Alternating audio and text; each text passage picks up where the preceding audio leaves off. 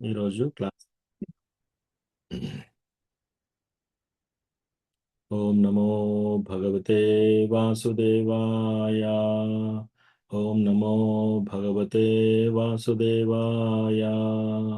ఓం నమో భగవతే వాసుదేవాయ.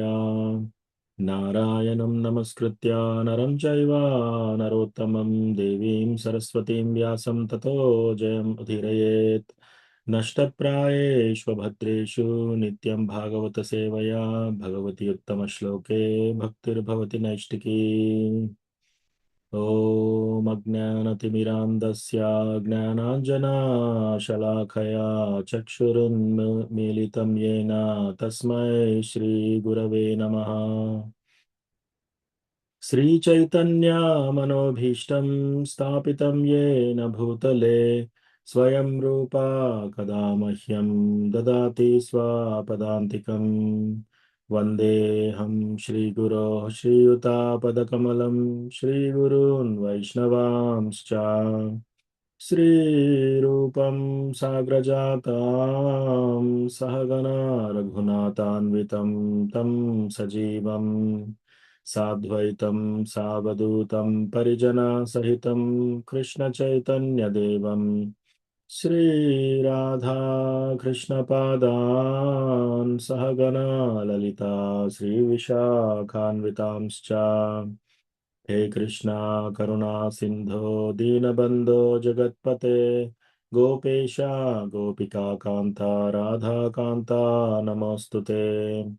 तप्त कांचना गौरांगी राधे वृंदावनेश्वरी वृषभानुसुते देवी प्रणमामि हरिप्रिये। वाञ्छाकल्पतरुभ्यश्च कृपा सिन्धुभ्य एव च पतितानां पावनेभ्यो वैष्णवेभ्यो नमो नमः।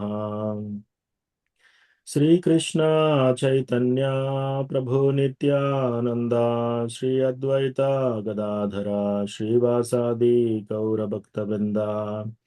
हरे कृष्णा कृष्णा कृष्णा हरे हरे हरे राम राम राम हरे हरे।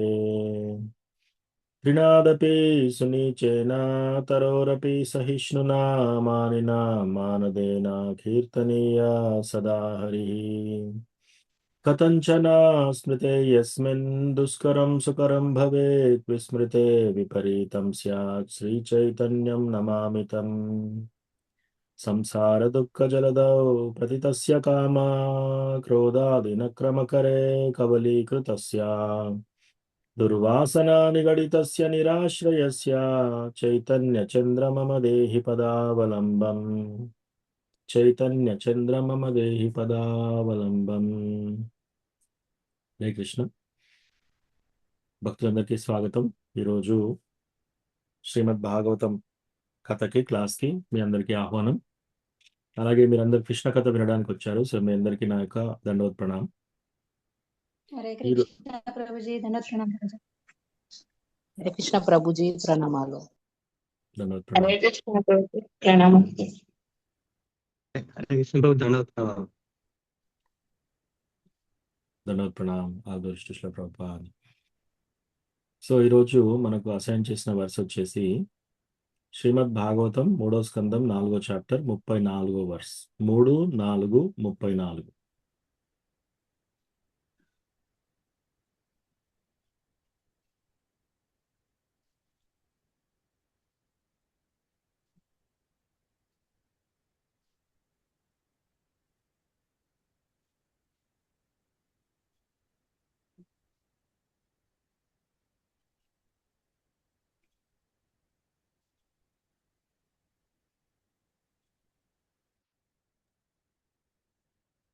సో ఎవరైనా ఒక డివోటీ కాల్ అండ్ రిపీట్ చేయండి.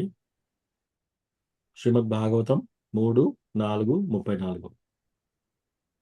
దేహన్యాసం చ తస్యైవం దేహన్యాసం చ తస్తైవం ధీరానాం ధైర్యవర్ధనం వీరాణాం ధైర్యవర్ధనం అన్యేషాం దుష్కరతరం అన్యేషాం దుష్కరతరం పశూనాం విక్లవాత్మనాం పశూనాం విక్లవాత్మనాం దేహన్యాసం చ తస్యైవం దేహన్యాసం చ తస్తైవం ధీరానాం ధైర్యవర్ధనం వీరాణాం ధైర్యవర్ధనం అన్యేషాం దుష్కరతరం అన్యేషాం దుష్కరతరం పశూనాం విక్లవాత్మనాం పశూనాం విక్లవాత్మనాం దేహన్యాసం చ తస్యైవం దేహన్యాసం చ తస్తైవం ధీరానాం ధైర్యవర్ధనం వీరాణాం ధైర్యవర్ధనం అన్యేషాం దుష్కరతరం అన్యేషాం దుష్కరతరం పశూనాం విక్లవాత్మనాం పశూనాం విక్లవాత్మనాం. Thank you Prabhuji. Thank you Mataji. ఇప్పుడు మిగతా డివోటీస్ కాల్ అండ్ రిపీట్ చెప్పవచ్చు. హరే కృష్ణ ప్రభు. దేహన్యాసం స తస్వైవం ధీరానాం ధైర్యవర్ధనం అన్యేషాం దుష్కరతరం పశూనాం విక్లవాత్మనాం. థ్యాంక్ యూ ప్రభు. హరే కృష్ణ ప్రభుజీ, ప్రణామాలు ప్రభుజీ. దేహన్యాసం చ తస్యైవం ధీరానాం ధైర్యవర్ధనం అన్యేషాం దుష్కరతరం పశూనాం విక్లవాత్మనాం. హరే కృష్ణ. థ్యాంక్ యూ ప్రభుజీ, ప్రణామాలు. హరే ప్రభుజీ కృష్ణ ప్రభుజీ. ప్రభుజీ దేహాన్యాసం చదవండి నాకు. చదవన్నా చదువుతారా? చదవండి. దేహాన్యాసం చ తస్యవం ధీరాణాం ధైర్యవర్ధనం అన్యేషాం దుష్కరతరం పశూనాం విప్లవాత్మనాం. థ్యాంక్ యూ ప్రభుజీ. హరే కృష్ణ. హరే కృష్ణ ప్రభుజీ. దేహాన్యాసం చ తస్యైవం ధీరానాం ధైర్యవర్ధనం అన్యేషాం దుష్కరతరం పశూనాం విప్లవాత్మనాం. థ్యాంక్ యూ ప్రభుజీ. హరే కృష్ణ. హరే కృష్ణ ప్రభుజీ. దేహన్యాసం చ తస్యైవం ధీరానాం ధైర్యవర్ధనం అన్యేషాం దుష్కరతరం పశూనాం విక్లవాత్మనాం. హరే కృష్ణ ప్రభుజీ. హరే కృష్ణ ప్రభుజీ. దేహన్యాసం చ తస్యైవం ధైర్యవర్ధనం అన్యేషాం దుష్కరతరం పశూనాం విక్లవాత్మనాం. హరే కృష్ణ ప్రభుజీ. Thank you. హరే కృష్ణ ప్రభుజీ. దేహన్యాసం చ తైసేవం ధీరాణాం ధైర్యవర్ధనం అన్వేషాం దుష్కరతరం పశూనాం విప్లవాత్మనాం. హరే కృష్ణ. హరే కృష్ణ ప్రభు. దేహనాశం చ తస్యేవం ధీరాణాం ధైర్యవర్ధనం అన్యేషాం దుష్కరతరం పశూనాం విక్లవాత్మనం. థ్యాంక్ యూ ప్రభు.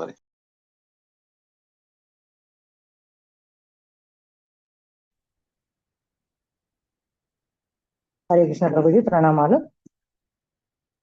దేహాన్యాసాం తాస్యం ధీరాణాం ధైర్యవర్ధనం అన్యేషాం దుష్కరతరం పశూనాం విప్లవాత్మనాం. హరే కృష్ణ ప్రభుజీ.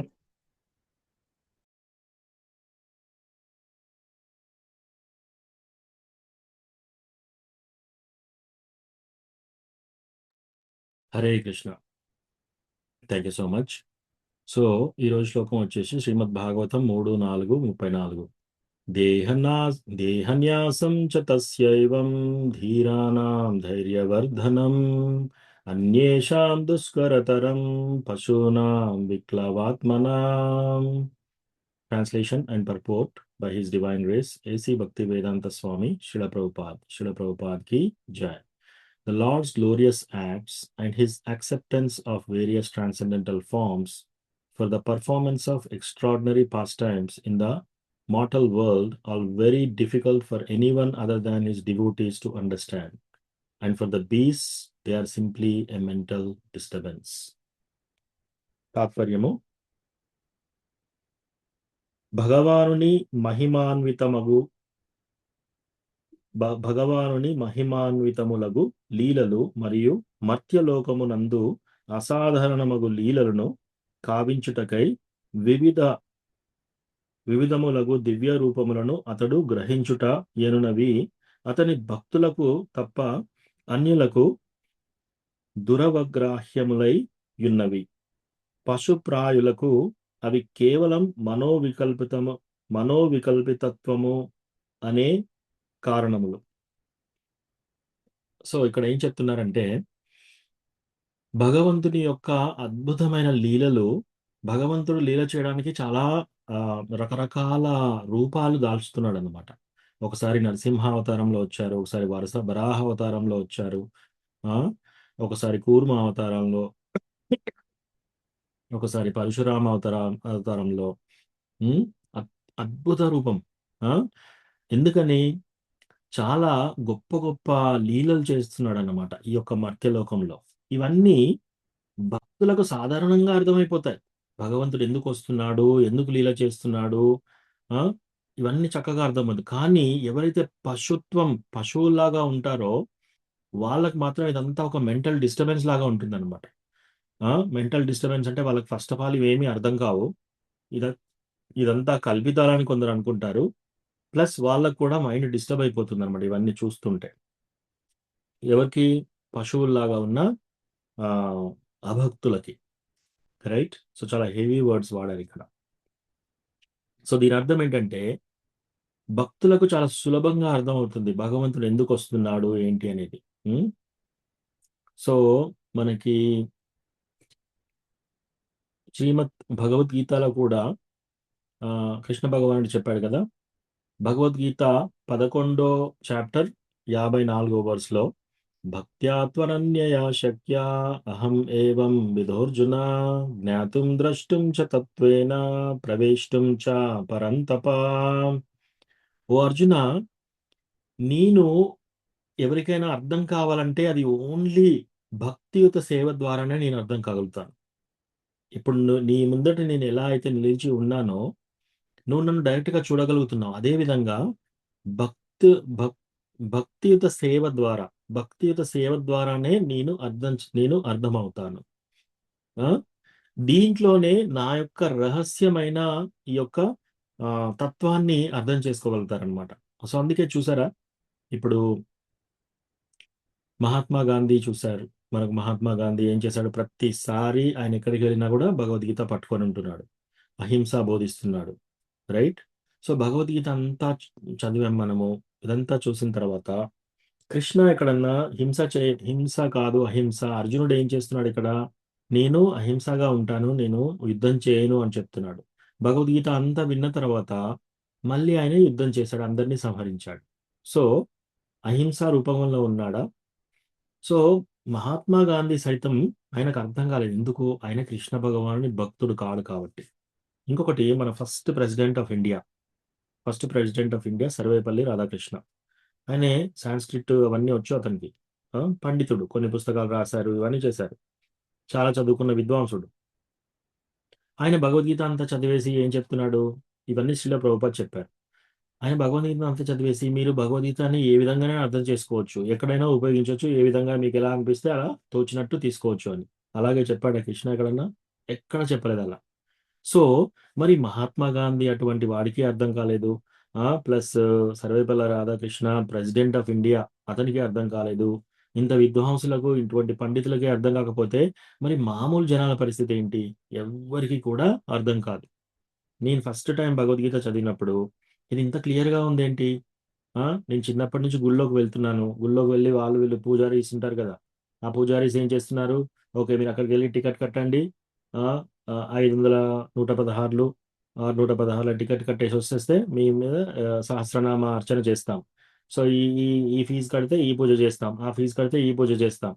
ఇలా చెప్తున్నారు ఏ టెంపుల్కి వెళ్ళినా. కానీ ఇవన్నీ కాదు, కృష్ణ భగవానుని సర్వధర్మాన్ పరిత్యజ్య మామేకం శరణం వ్రజ అని కృష్ణ చెప్పాడు. మీరు ఇక్కడికి రావాల్సిన అవసరం లేదండి, మీరు వెళ్ళి డైరెక్ట్గా కృష్ణ భగవాన్ని భక్తి చేయండి అని ఎవరైనా పూజారి చెప్పారా మీకు? ఎవరైనా అయ్యగారు కానీ పూజారి కానీ ఏ టెంపుల్లో అయినా? ఎందుకు? వాళ్ళకు కూడా అర్థం కాలేదు కాబట్టి. వాళ్ళందరూ బ్రాహ్మణాసే, వాళ్ళందరూ చదువుకుంటున్నారు. లైఫ్లో ఒకసారి రెండు సార్లు చదువుంటారు భగవద్గీత అట్లీస్ట్. సో మరి వాళ్ళకి ఎందుకు అర్థం కావట్లేదు? ఇది అర్థం కాదు. ఎందుకు? భక్త్యా త్వనన్య శక్య, భక్తులు కానంటి వారికి కృష్ణ భగవానుడు అతని యొక్క రహస్యంగా ఉన్న ఈ యొక్క సీక్రెట్ బయటికి ఇవ్వడం అనమాట. సో అది ఇంపార్టెంట్. ఇంకొకటి మనకు భగవద్గీతలో ఈ శ్లోకం ఉంది. 18వ చాప్టర్ 55వ శ్లోకం. భక్త్యా మామభిజానాతి యావాన్యశ్చాస్మి తత్వతః తతో మాం తత్వతో జ్ఞాత్వా విశతే తదనంతరం. సో నన్ను నా విధంగా కరెక్ట్గా ఎవరు అర్థం చేసుకోగలుగుతారు? నన్ను నా విధంగా దేవాది దేవుడు అని ఓన్లీ భక్తియుత సేవ ద్వారా మాత్రమే అర్థం చేసుకుంటారు. ఎవరైతే ఇటువంటిలా అర్థం చేసుకుంటారో వాళ్ళు సరైన భక్తిలో ఉన్నారు, మళ్ళీ నా యొక్క ధామంలో అడుగు పెడతారు అని కృష్ణ భగవానుడు ఈ శ్లోకంలో చెప్పాడు. ఇక్కడ ఏంటి? భక్తియుత సేవ. ఎవరైతే కృష్ణ భగవానుని భక్తికి వచ్చి నేను కృష్ణ భగవానుని భక్తుణ్ణి అని భక్తురాలిని అని అని అని తెలియజెప్పి ఎవరైతే డివోటీస్గా ఉంటారో వాళ్ళకి అర్థమవుతుంది అనమాట. ఓకే. ఇంకొక కాడ కృష్ణ భగవానుడు చెప్పాడు ఏంటది? నమే విదుస్సురగణ.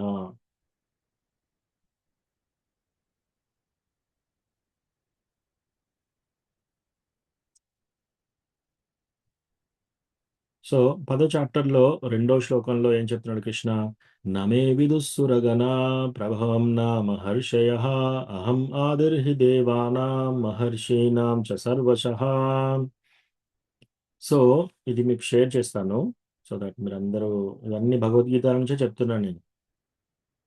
సో ఇది భగవద్గీత 10వ చాప్టర్ 2వ శ్లోకం. ఇక్కడ ఏం చెప్తున్నాడు? నమే విదుస్సురగణ. అటు దేవతలైనా సరే, సుర అంటే దేవతలు, అసుర అంటే రాక్షసులు. మహర్షయ సప్తపూర్వే అంటే సప్త ఋషులకు కూడా, అటు దేవతలకు నేను అర్థం కావట్లేదు, సప్త ఋషులకు కూడా అర్థం కావట్లేదు. వాళ్ళకి అసలు నేను అహం ఆదిర్హి దేవానాం, అన్నిటికీ మొదలు నేనే అని వాళ్ళకు కూడా తెలియదంట. సో దేవతలకి తెలియకుండా, సప్త ఋషులకు తెలియకుండా, ఋషులకు దేవతలకి తెలియదంటే ఇంకా మనకెవరు చెప్తారు ఆ విషయం?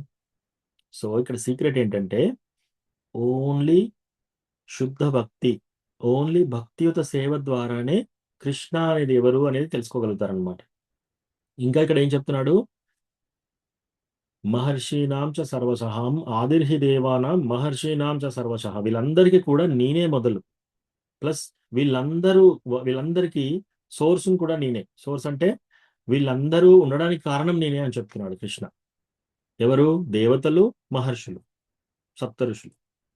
సో సప్త ఋషులకి దేవతలకి అర్థం కాకుండా మామూలు జనాలకి ఎలా అర్థం అవుతాడు కృష్ణ? కాదు.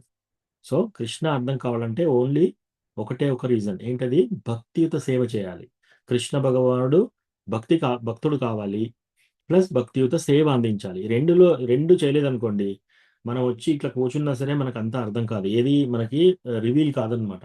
ఇక్కడ చదువు అవసరం లేదు, చదువులు అవసరం లేదు, సంధ్య అవసరం లేదు, అంటే సంధ్యావందనం ఇవన్నీ చేయాల్సిన అవసరం లేదు, తర్వాత పూజలు చేయాల్సిన అవసరం లేదు, వ్రతాలు చేయాల్సిన అవసరం లేదు. కృష్ణాన్ని అర్థం చేసుకోవాలంటే ఏం చేయాలి? కృష్ణ భగవాన్ని భక్తులలో అయిపోయి భక్తియుత సేవ చేయాలి. అలా చేయడం మొదలు పెడితే క్లియర్గా అర్థమైపోతుంది. మనకు ఐశ్వర్యం అవసరం లేదు, అందం అవసరం లేదు, చదువు అవసరం లేదు, జ్ఞానం అవసరం లేదు, విజ్ఞానం అవసరం లేదు, ఏది అవసరం లేదు. సో ఇది చాలా ఇంపార్టెంట్. ఏంటది? భక్తియుత సేవ. సో ఈ రోజు శ్లోకంలో ఏం చెప్తున్నారు? ఈ రోజు శ్లోకంలో కూడా మనకు అదే చెప్తున్నారు అనమాట. ఏంటది?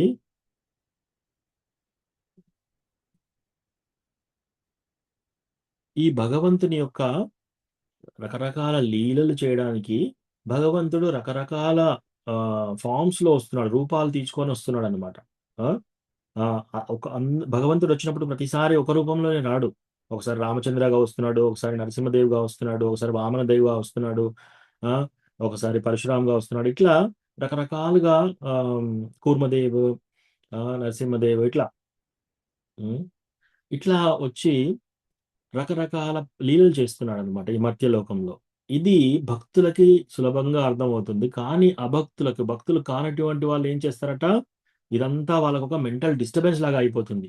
ఏంటి దేవుడు ఏంటి, ఈ పూజ ఏంటి, ఇది ఏదని చెప్పేసి వాళ్ళకి చాలా కన్ఫ్యూజన్ అవుతుంది అనమాట. మనం చాలాసార్లు చూసాం కదా, ఎవరైనా భక్తులని మనం భక్తులు కానటువంటి వాళ్ళు మన ఫ్యామిలీ మెంబర్స్ ఉన్నప్పుడు వాళ్ళని కూడా టెంపుల్కి రండి, మీరు కూడా చాంటింగ్ చేయండి అని మనం చెప్తే వాళ్ళు ఏమంటారు, యా నువ్వు దిగింది సరిపోయింది, ఇంకా నన్ను దించుతున్నావా, ఇట్లా అని చెప్పేసి వాళ్ళకి అర్థం కాదంట. ఎందుకు ఇక్కడ ఏం వర్డ్ వాడారు, పశువుల్లాగా ఉన్న వాళ్ళకి ఇటువంటిది అందదు. భగవంతుడు ఎందుకు వస్తున్నాడు, లీల ఎందుకు చేస్తున్నాడు, ఓన్లీ భక్తులకు మాత్రమే ఇది అర్థమవుతుంది అనమాట. సో ఇది సీక్రెట్, ఇది రహస్యం. సో అది ఈ రోజు యొక్క శ్లోకం. ప్లస్ మనము ఈ రోజు కొంచెం డిఫరెంట్గా చూద్దాం. ప్రతిసారి పాస్ట్ టైంలో మనమంతా ఒక కథలాగా తెలుసుకున్నాం. ఇప్పుడు ఏంటంటే మనం ఈ కథలో ఉన్న మర్మం ఏంటో తెలుసుకుందాం ఈరోజు. సో ఇప్పుడు విదురుడికి ఒక ఆపద వచ్చేసింది, రైట్? విదురుడు ఏంటి, మహామంత్రి. అతనికి చాలా పెద్ద భవనం ఉంది, అతనికి పలుకుబడి ఉంది, డబ్బు ఉంది, అన్నీ ఉన్నాయి. సో ఒక దేశానికి ప్రైమ్ మినిస్టర్ అంటే ఎంతో పలుకుబడి ఉంటుంది. సో అటువంటిది ఆయనకు వచ్చిన విపత్తు ఏంటి, మహారాజు పిలిచాడు, కన్సల్ట్ చేస్తున్నాడు అనమాట. మీకు ఏం కావాలండి, ఇప్పుడు నేను ఏం చేయాలి, ఏది చేస్తే రైట్, ఏది చేస్తే రాంగ్, మాకు కొంచెం చెప్పండి కరెక్ట్గా. సో విదురుడు ఏం చేశాడు, సూటిగా ఆన్సర్ చెప్పాడు. అప్పుడు ఇమ్మీడియట్లీ దుర్యోధనుడు లేచి గట్టిగా అరుస్తూ బాగా తిడతాడు అనమాట. సో అప్పుడు కావాలంటే ఈయన కూడా అరవచ్చు, కావాలంటే ఈయన కూడా తిట్టొచ్చు. ఈయన ఏం చేశాడు, అక్కడి నుంచి జస్ట్ వెళ్ళిపోయాడు అనమాట. సో అక్కడ లోతు ఏంటి, ఇది ఒక మంచి ఆపర్చునిటీ. ఈ డ్యూటీస్ ఏంటి, రోజు నేను రావడం ఏంటి, జాబ్ చేయడం ఏంటి, గత 20, 30, 40, 100 సంవత్సరాల నుంచి నేను చెప్తూనే ఉన్నాను, ఈ ధృతరాష్ట్రుడు ఒక్క మాట వినట్లేడు. వినకుండా చెప్తూ ఉన్నాడు అనమాట. ఇదే సమయం ఇంకా ఓకే దూషణ జరిగిపోయింది అని చెప్పేసి అక్కడి నుంచి బయలుదేరి వెళ్ళిపోతాడు అనమాట. సో మనం కూడా ఎక్కడైనా కృష్ణ భగవానుని యొక్క భక్తి నిలుస్తుందో, కృష్ణ భగవాని యొక్క భక్తి గురించి మనం మాట్లాడగలుగుతామో అక్కడికి వెళ్ళాలి. అలాంటి లేని పరిస్థితిలో అక్కడ ఉండవలసిన అవసరం లేదు, మనకి ఇంకా అక్కడ ఉండవలసిన అవసరమే లేదు. సో అక్కడి నుంచి ఎస్పెషల్లీ ఇటువంటి ఏమైనా గొడవలు ఇటువంటి అయినప్పుడు, వైష్ణవ దూషణ లేదా దైవ దూషణ, శాస్త్ర దూషణ ఇలాంటి జరిగినప్పుడు మనం అక్కడి నుంచి వెళ్ళిపోవాలన్నమాట. సో అది చేశాడు. వెళ్ళిపోయి ఏం చేశాడు, సినిమా టికెట్ తీసుకొని సినిమాలు చూసాడా, లేకపోతే ఏం చేశాడు, బస్ ఎక్కేసి డైరెక్ట్గా విమానం ఎక్కేసి విహారయాత్రలకు వెళ్ళాడా, లేదు. ఆయన ఏం చేశాడు, తీర్థయాత్రలకు వెళ్ళాడు. సో ఇదే సమయం అని చెప్పేసి మంచిగా ఫుల్ టైమ్గా వెళ్ళి యాత్రలు చేస్తూ ఉన్నాడు అనమాట. అలా యాత్రలు చేస్తూ ఏం చేశాడు, జస్ట్ వెళ్ళి దర్శనం తీసుకొని దండం పెట్టుకొని వచ్చేసాడా, లేదు. ఆయన ఏం చేశాడు, అందరినీ కలుస్తున్నాడు, ఒకరి తర్వాత ఒకరికి గొప్ప భక్తులను కలుస్తున్నాడు అనమాట. సో వెళ్ళి ఉద్ధవాన్ని కలిశాడు. ఉద్ధవాన్ని కలిసి ఏం డిస్కస్ చేశాడు, పాలిటిక్స్ డిస్కస్ చేశాడా, వ్యవహారాలు, కృష్ణ ఎలా ఉన్నాడు, కృష్ణకు సంబంధించిన వాళ్ళు ఎలా ఉన్నారు, ఫస్ట్ క్వశ్చన్ అని అడిగింది, కృష్ణ ఎలా ఉన్నాడు, ఆయన బంధువులు ఎలా ఉన్నారు, కృష్ణ యొక్క బంధువులు ఎలా ఉన్నారు, భక్తులు ఎలా ఉన్నారు, భక్తుల యొక్క బంధువులు ఎలా ఉన్నారు, అలా అడుగుతున్నారు అనమాట. ఈ ప్యాటర్న్ చూడండి మీరు.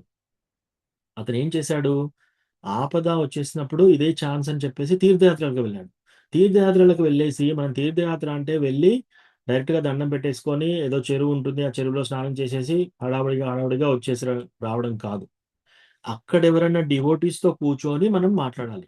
ఏంటి ఈ యొక్క భగవతత్వ జ్ఞానం ఏంటి, నాకు బోధించండి, ఇలా అడగాలన్నమాట కరెక్ట్ పరంపరలో ఉన్న వాళ్ళని, రైట్?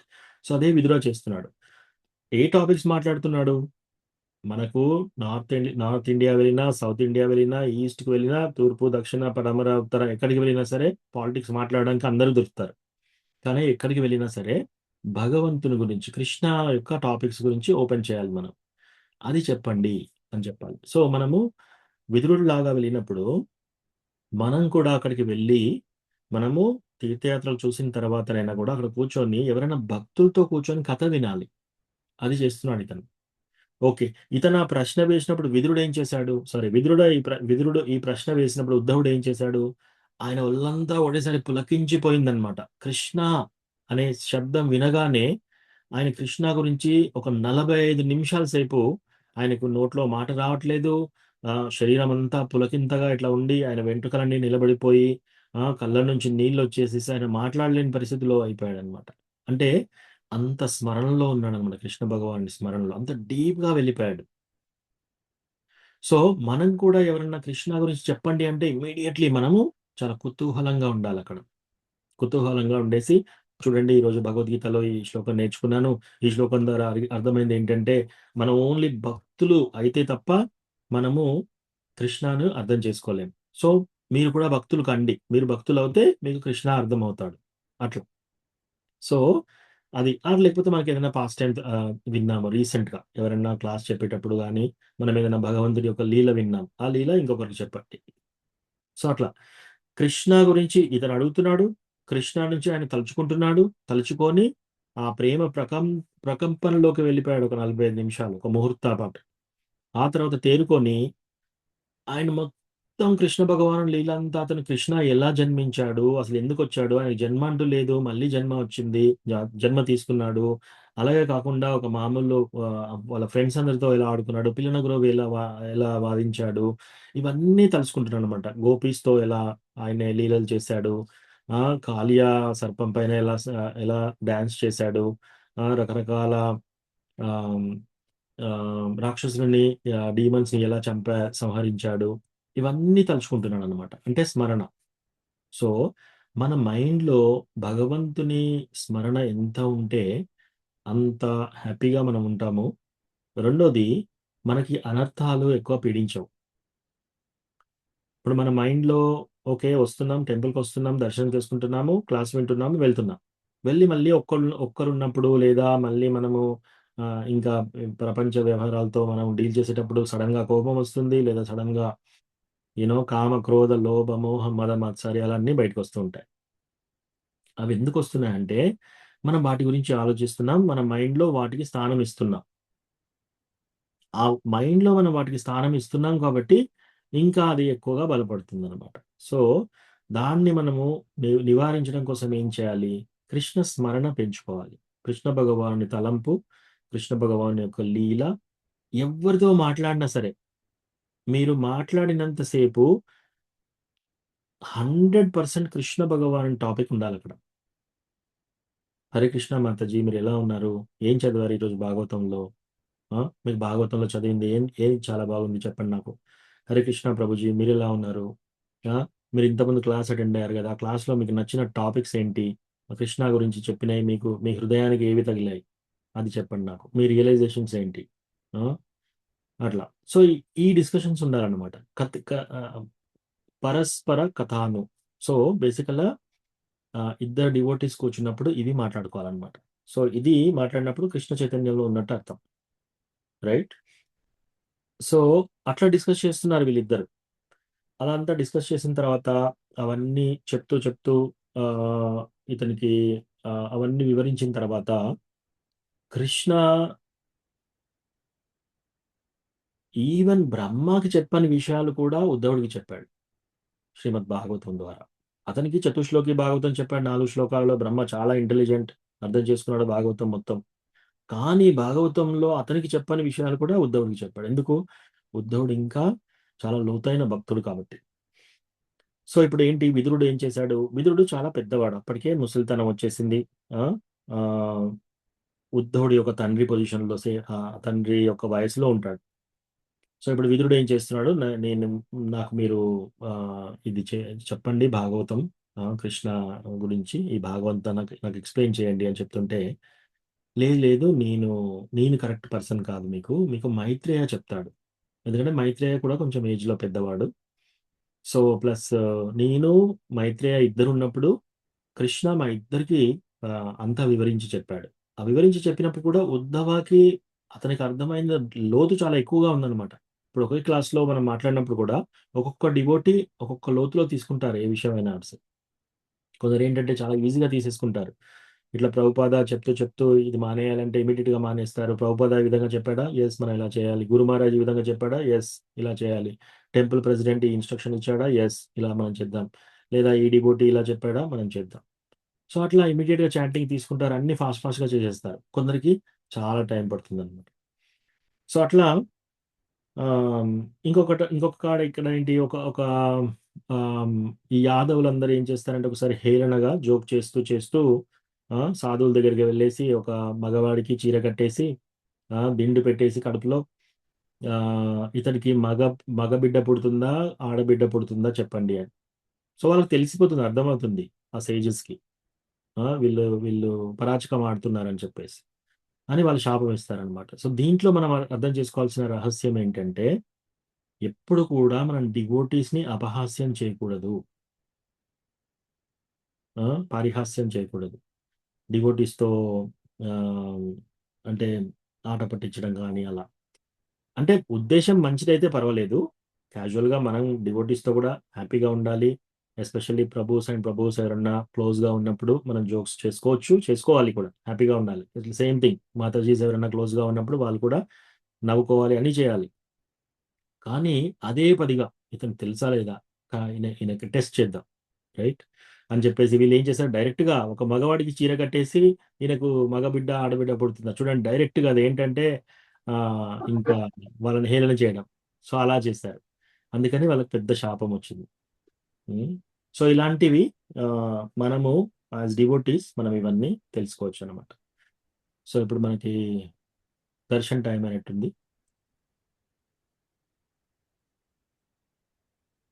ఎస్ ప్రభు, కృష్ణ బంధు ప్రభు దర్శన్ చూపిస్తున్నారు.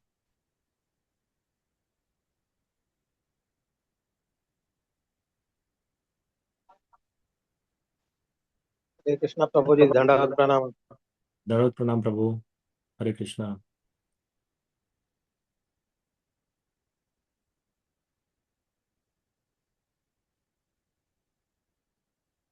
जय श्री प्रभुपाद की जय।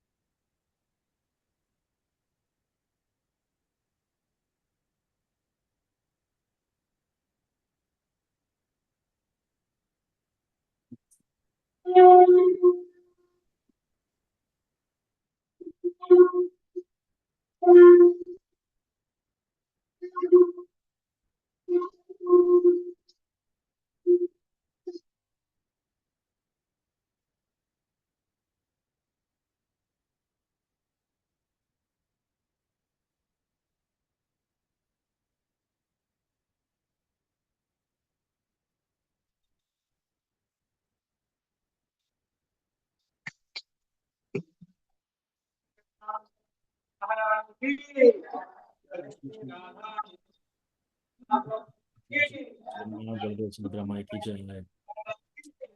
तुलसी महाराज की जय, लक्ष्मण सिंह की जय, नीला माधव की जय।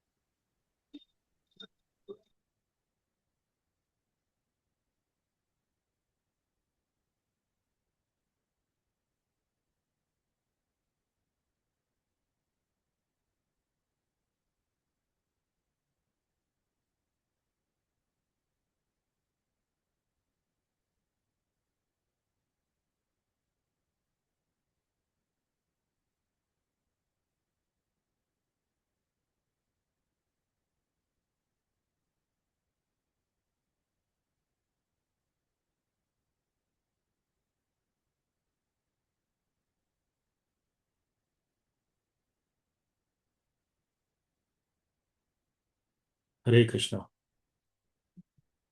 సో అట్లా ఇంకా ఉద్ధవ్‌తో కలిసి ఆయన ఎక్కువసేపు ఇంకా ఈ యొక్క కృష్ణ కథ వినాలని చెప్పేసి ఇతనికి ఇంట్రెస్ట్ ఉంది. ఆ విధంగా ఉద్ధవుడికి కూడా ఇతనికి కృష్ణ టాపిక్స్ చెప్పాలనే ఇంట్రెస్ట్ అతనికి ఉంది. సో అట్లా అన్నమాట. అదొకటి. మళ్ళీ ఇప్పుడు లాస్ట్ చివరికొచ్చినప్పుడు ఏమైంది? ఏదైతే కృష్ణ భగవానుడు ఉద్ధవతో డీప్ టాపిక్స్ ఏదైతే చెప్పాడో, అది వినాలనే కుతూహలం ఇదురాకుంది అన్నమాట. సో మనం కూడా ఎప్పుడైనా డివోటీస్ వచ్చినప్పుడు, ట్రావెలింగ్ డివోటీస్ వచ్చినప్పుడు, సన్యాసి ఎవరైనా మహారాజాస్ వచ్చినప్పుడు, వాళ్ళతో పాటు మనం సాంగత్యం తీసుకోవాలి. సాంగత్యం తీసుకొని మనకి న్యాచురల్‌గా మనము ఏమేమైతే కృష్ణ భగవానుడి నుంచి వింటున్నామో, చదువుతున్నామో ఇంకా డీటెయిల్డ్‌గా, ఇంకా డీప్‌గా తెలుసుకునే ప్రయత్నం చేయాలన్నమాట. ఆ విధంగా విదురుడు ఉద్ధవ నుంచి ఇవన్నీ తెలుసుకుంటున్నాడన్నమాట. అట్లా చెప్తూ ఈ యొక్క భగవంతుని యొక్క ఈ రోజు యొక్క శ్లోకం వరకొచ్చాము. భగవంతుని యొక్క ఈ విషయాలు ఎవరికి తెలుస్తాయంట? ధీరానాం ధైర్యవర్ధనం. ఎవరైతే భక్తులుగా ఉంటారో వాళ్ళకి ఇవన్నీ చాలా ఈజీగా అర్థమైపోతాయి. కానీ ఎవరైతే భక్తులు కానటువంటి వారు ఉంటారో వాళ్ళకి ఇవేవి చెప్పినా కూడా వాళ్ళు కూడా పశువుల్లాగా ఏది అర్థం చేసుకోలేరు అన్నమాట. ఇంకా 2 శ్లోకాలున్నాయి ఈ చాప్టర్‌లో. ఆ రెండో శ్లోకంలో నెక్స్ట్ మీరు తెలుసుకునే రేపటి శ్లోకం ఏముంటుంది? ఇంకా ఒకసారి విదురుడికి అర్థమవుతుందన్నమాట. కృష్ణ అతని లీల ముగించేటప్పుడు విదుర గురించి తలుచుకుంటాడనమాట. విదురుడిని తలుచుకొని విదురుడి గురించి అడుగుతాడు. ఎవరిని? అటు మైత్రేయాని, ఇటు ఉద్ధవాని. ఆ విషయం ఉద్ధవ తెలియజేస్తున్నాడు ఇక్కడ. చెప్పగానే విదురుడికి ఇంకా ఎక్కెక్కిపడి ఏడుస్తున్నాడనమాట. ఓహ్! కృష్ణ భగవానుడు నా గురించి అడిగాడా? ఆ! ఆయన మొత్తం లీల ముగించి వెళ్ళేటప్పుడు నా గురించి అడిగాడా? ఇంత ప్రేమ నా మీద. ఆ! అని చెప్పేసి బాగా ఇట్లా ఏడుస్తున్నాడనమాట. ఆ తర్వాత విదురుడు వెళ్లి మైత్రేయాన్ని కలుస్తాడు. మైత్రేయిని కలిసి చూడండి ఎంత పెద్ద సంభాషణ ఉంటుందో అక్కడ. మొత్తం భాగవతం అంతా అందులో తెలుసుకుంటాడనమాట. సో అట్లా మనం కూడా విదురుడిలాగా ఒక ప్యూర్ డివోటీ లాగా మనం కూడా అటువంటి ప్రయత్నం ఇంకా లోతైన విషయాలు తెలుసుకోవాలి. ఇంకా కృష్ణ కథ వినాలి. ఇట్లా అనేది మనం టాపిక్స్ వినడం కోసం కుతూహలం చూపించాలన్నమాట. ఇంట్రెస్ట్ చూపించాలి. ఓకే. ఒకవేళ మనకు ఆ ఎంతూజియాజం, ఆ కుతూహలం లేదనుకోండి ఎట్లా? ఆహ్, ఆహ్, ఎవరికైతే కుతూహలం ఉన్న డివోటీస్‌తో వాళ్ళతో అసోసియేట్ కావాలి మనం. హ్మ్. మొదట్లో అటువంటి సేవ చేసే కుతూహలన, వినే కుతూహలం లేకపోతే అట్‌లీస్ట్ నటించాలి. నటించగా ఏమవుతుంది? అది మనకు నిజంగా వస్తుంది అన్నమాట. ఎంతూజియాజం. మాతాజీ వెయిట్ చేయండి, వస్తారు. హరే కృష్ణ. సారీ, నా దగ్గర ఇంటర్నెట్ కనెక్షన్ ఇక్కడ స్టేబుల్గా లేదు, అందుకని కొద్దిసేపు గ్యాప్ వచ్చినట్టుంది. సో ఎనీవే మనం చివరికి వచ్చాము. ఇప్పుడు వినిపిస్తుందా మాతాజీస్, ప్రభుజీస్? వినిపిస్తుంది ప్రభుజీ. యా, వినిపిస్తుంది ప్రభు. ఆ విధంగా ఈ చివరికి వచ్చినప్పుడు ఇంకా విదుర వెళ్ళి మైత్రేయతో కలిసి భాగవతం అంతా తెలుసుకుంటాడు అనమాట, చాలా డీప్ గా సబ్జెక్ట్ మ్యాటర్స్ అన్ని. సో ఇట్లా మనము భక్తి గురించి తెలుసుకోవాలి. ఇంకోటి, మనము డివోటీస్ తోటి ఎక్స్చేంజెస్ కొన్ని ఉన్నాయన్నమాట. ఏంటది? మనం డివోటీస్ కి గిఫ్ట్స్ ఇవ్వచ్చు, డివోటీస్ ఎవరైనా గిఫ్ట్స్ ఇచ్చినప్పుడు తీసుకోవాలి. ఓకే, డివోటీస్ కి ప్రసాదం ఇవ్వాలి, డివోటీస్ ఎవరైనా ప్రసాదం పిలిచినప్పుడు తీసుకోవాలి. తర్వాత మన హృదయంలో ఏమేమైతే ప్రాబ్లమ్స్ ఉన్నాయో అవి సీక్రెటివ్గా వేరే డివోటీస్కో చెప్పుకోవాలి. ఎవరైనా వాళ్ళ హృదయంలో ఏదైనా ప్రాబ్లమ్స్ ఉన్నప్పుడు చెప్పేటప్పుడు మనం వినాలి. సో ఇవి 6 విధాల ఎక్స్చేంజెస్ అనమాట. ఒక డివోటీస్ మధ్యలో ఇవి 6 విధాల ఎక్స్చేంజెస్. సో తద్వారా ఏమవుతుంది, మనకి మంచి సంబంధాలు మంచిగా ఏర్పడతాయి డివోటీస్ మధ్యలో. ఎందుకంటే లాస్ట్కి మన మరణం టైంలో మన చుట్టూ ఉండేది ఓన్లీ డివోటీసే. ఇన్ఫ్యాక్ట్ డివోటీస్ ఉంటేనే మంచిది, రైట్? సో మనతో పాటు ఎస్పెషల్లీ ప్రభుపాద్ డిసైపుల్స్ ఏం చెప్తారంటే, వాళ్ళు ఇప్పుడు అందరూ చాలా ఏజ్డ్ అయిపోయారు. అందరూ కొందరు 60 సంవత్సరాలు. కంకా మాతాజీ అని ఉంది, ఆమెకి ఇప్పుడు దగ్గర దగ్గర 75 సంవత్సరాలు ఉంటాయి. ఆమెకి ప్రతిసారి అన్నిటికంటే ఇంపార్టెంట్ విషయం ఏం చెప్తుంది అంటే, డివోటీస్ మధ్యలో ఫ్రెండ్షిప్ చాలా బాగా ఉండాలన్నమాట, రైట్? మనం టెంపుల్కి వచ్చినప్పుడు మనం తోటి డివోటీస్ ఎవరైనా చాంటింగ్ చేసే వాళ్ళు చూసినప్పుడు, ఇతనేంటి ఇప్పుడు వచ్చాడు, నాకంటే చాలా చిన్నవాడు, లేకపోతే ఇతనేంటి ఇలా ఉన్నాడు, అలా ఉన్నాడు, ఈ మాతాజీ ఏంటి ఇలా ప్రవర్తిస్తుంది, ఇవన్నీ కాదు. ఎలా ఉండనివ్వండి, అట్లీస్ట్ వాళ్ళు చాంటింగ్ చేస్తున్నారు, 16 రౌండ్లు చాంటింగ్ చేశారంటే వాళ్ళన్నీ దాటి వచ్చారనమాట, రైట్? ఎవరైనా 16 రౌండ్లు చాంటింగ్ చేస్తున్నారంటే వాళ్ళు పూజ్యనీయులు. ఆ విధంగా తీసుకోవాలి. మనం తీసుకొని డీప్ ఫ్రెండ్షిప్స్ చేసుకోవాలి, చాలా చాలా దగ్గరగా, చాలా డీప్గా వాళ్ళతో సత్సంబంధాలు పెట్టుకోవాలి, డీప్గా ఫ్రెండ్షిప్ చేసుకోవాలి. తర్వాత మనకి ఏ ప్రాబ్లమ్స్ ఉన్నా సరే డివోటీస్తో చెప్పి, అంటే అందరికీ చెప్పమని కాదు, వెళ్ళి ఇప్పుడు మనకు ప్రాబ్లం ఉంటే అందరికీ టెంపుల్ అందరికీ చెప్పాల్సిన అవసరం లేదు, అట్లా ఏమి హెల్ప్ రాదు. కాకపోతే మీకు ఎవరైనా క్లోజ్గా డివోటీస్ ఉన్నారు, ఎవరైనా కొంచెం సీనియర్ డివోటీస్ అలా ఉన్నప్పుడు మనం వెళ్ళి మన హృదయంలో ఉన్న ప్రాబ్లం ఏంటో వాళ్ళకి చెప్పి, వాళ్ళ ద్వారా మనకు సొల్యూషన్ భగవంతుడు ఇస్తాడు. ఆ విధంగా మనం ప్రాబ్లమ్స్ సాల్వ్ చేసుకోవాలి. సో అట్లా ప్లస్ ప్రసాదం, తర్వాత గిఫ్ట్స్ ఎక్స్చేంజ్ చేసుకోవచ్చు. సో అవి ఈ బేసికల్లీ ఈ రోజు యొక్క క్లాసు, ఈ చాప్టర్ మొత్తంలో మనం తెలుసుకున్న మర్మం అనమాట. సో ఇక్కడ ఆపుదాం ఈరోజు. Thank you so much. Srila ప్రభుపాద్కి జై. ఎవరికైనా ఏమైనా ప్రశ్నలు ఉంటే ఇప్పుడు తీసుకుందాం. హరే కృష్ణ. ఈ రోజు క్లాస్లో కానీ ఇన్ జనరల్ కానీ ఏమైనా ప్రశ్న ఉంటే అడగండి.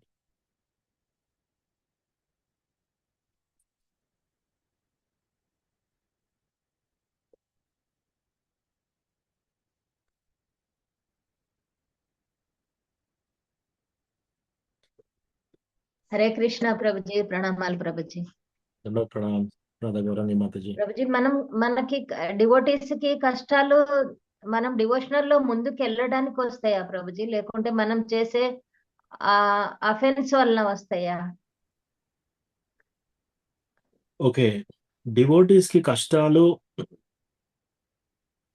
కొన్ని రీజన్స్ వల్ల రావచ్చు. ఒక రీజన్ ఏంటంటే, ఇప్పుడు పాండవులకు కష్టాలు ఎందుకు వచ్చాయి?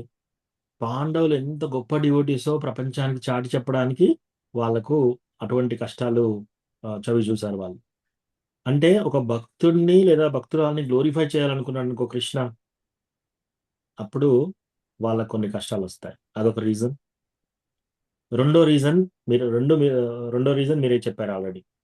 ఎప్పుడైనా మనం డివోటీస్కి అఫెన్స్ చేసామనుకోండి, అవి కూడా మనకు కష్టాలుగా వస్తాయి. మూడోది, ఏమైనా అనర్థాలు మనలో ఉండి ఆ అనర్థాలు మనంతటా మనం తొలగించుకోలేకపోతున్నాం, దాని నుంచి మనం బయట పడలేకపోతున్నాం. అప్పుడు కృష్ణ ఏం చేస్తాడంటే కొన్ని ప్రాబ్లమ్స్ ఇచ్చేసి వాటి నుంచి మనల్ని పైకి తీస్తాడు.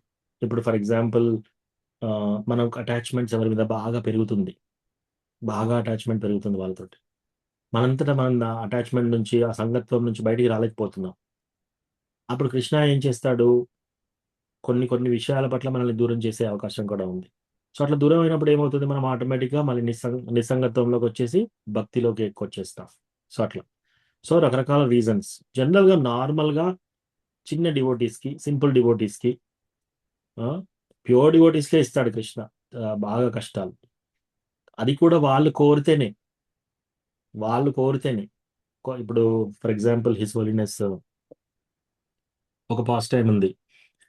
చైతన్య మహాప్రభు వాసుదేవ్ దత్ దగ్గరికి వెళ్తాడనమాట. సో వాసుదేవ్ దత్ వెళ్ళినప్పుడు వాసుదేవ్ దత్ అంటాడనమాట, ఓ చైతన్య మహాప్రభు, ఇప్పుడు ఈ ప్రపంచంలో చాలా మంది అల్లాడిపోతున్నారు. అసలు వాళ్ళకి భక్తి అనేది లేదు, అల్లాడిపోతున్నారు.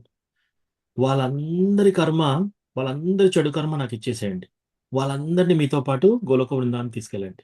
ఈ ప్రపంచంలో ఎవరెవరైతే ఉన్నారో అన్ని జీవరాశులను తీసుకెళ్ళండి. వాళ్ళందరి పాపాలు నాకు ఇచ్చేయండి, నేను సఫర్ అయిపోతాను వాళ్ళని. సో అలా వేడుకున్నప్పుడు కృష్ణ అంటాడనమాట, చైతన్య మహాప్రభు, ఈ రోజు నువ్వు నన్ను కొనేసావు వాసుదేవ్ దత్, నేను నీకు సమర్పించుకుంటున్నాను. నువ్వు నన్ను తీసుకెళ్ళి ఎక్కడైనా అమ్మగలుగుతావు. ఎందుకు? నీ యొక్క హృదయం అలా ఉంది, అందరి బావు గురించి నువ్వు ఆలోచిస్తున్నావు. కాబట్టి అందరి పాపాలు నీకెందుకు, అవన్నీ ఇవ్వకుండానే వాళ్ళందరినీ నేను ఉద్ధరిస్తాను, అందరినీ గోలోక బృందావనం తీసుకెళ్తానని చెప్పేసి చైతన్య మహాప్రభు ఉన్నప్పుడు ఎవరెవరైతే ఉన్నారో అందరినీ గోలోక బృందావనం తీసుకెళ్ళాడు. సో ఒక ప్యూర్ డివోటీ ప్రేయర్. అయితే ఈ ఈ ఈ ఎపిసోడ్ విన్నాడు ఒక డివోటీ, హిజ్ హోలీనెస్ భక్తి తీర్థ స్వామి మహారాజ్. ఆయన శిల ప్రభుపాదికి ఒక ఉత్తరం రాశాడనమాట. ఇస్కాన్లో ఎవ్వరికి ఏ కష్టం రాకూడదు, ఇప్పుడు కాదు ముందు కూడా, ఫ్యూచర్లో కూడా అందరూ హ్యాపీగా ఉండాలి, వాళ్ళందరి ప్రాబ్లమ్స్ నాకు ఇచ్చేసేయండి, అందరి ప్రాబ్లమ్స్, కానీ అందరూ హ్యాపీగా ఉండాలి. అలా ప్రేయర్ చేసిన తర్వాత ఆ మహారాజ్కి, అతను దీక్ష ఇచ్చే మహారాజ్, చాలా సీనియర్ మహారాజ్, హిజ్ హోలీనెస్ రాఘనాథ్ స్వామి మహారాజ్, ఆ మహారాజ్ గురించి గ్లోరిఫై, ఆ మహారాజ్ గొప్పతనం చెప్పడానికి కోసం 8 గంటల పాటు లెక్చర్ ఇచ్చాడు ఆపకుండా. సో ఆ మహారాజ్కి తర్వాత క్యాన్సర్ వచ్చేసి ఆయన కాలు యాంప్యుటేట్ చేశారు, అంటే ప్రాబ్లం అయినప్పుడు కాలు తీసేయాల్సి వచ్చింది. ఇట్లా అన్ని ప్రాబ్లమ్స్ అయిపోయినా కూడా కృష్ణ భగవాని భక్తిలో ఉన్నాడు అనమాట. లాస్ట్ చివరి స్టేజ్లో ఎటువంటి క్యాన్సర్ వచ్చేసిందంటే ఆయన బోన్స్ లోపలికి అంతటికి వెళ్ళినప్పుడు ఇంకా చాలా భరించరాని నొప్పి ఉందన్నమాట. అప్పుడు గురు మహారాజ్ అతను ప్రశ్న అడుగుతాడు అనమాట, ఎలా ఉన్నారు మహారాజ్, ఎలా అనిపిస్తుంది మీకు ఇప్పుడు, ఎలా ఉన్నారని. ఆయన ఏమనంటే, నేను ఇప్పటి పరిస్థితిని నేను ఇంకా నాకు ఏమి ఇచ్చినా దాంతో నేను స్వాప్ చేయలేను, అంటే నాకు ఇప్పుడున్న పరిస్థితి చాలా ఆనందంగా ఉంది, దీన్ని నేను దేంతో కూడా మార్చుకోదలుచుకోలేదు, అంటే అంత సంతోషంగా ఉన్నాడు అనమాట కృష్ణ భగవాని భక్తిలో.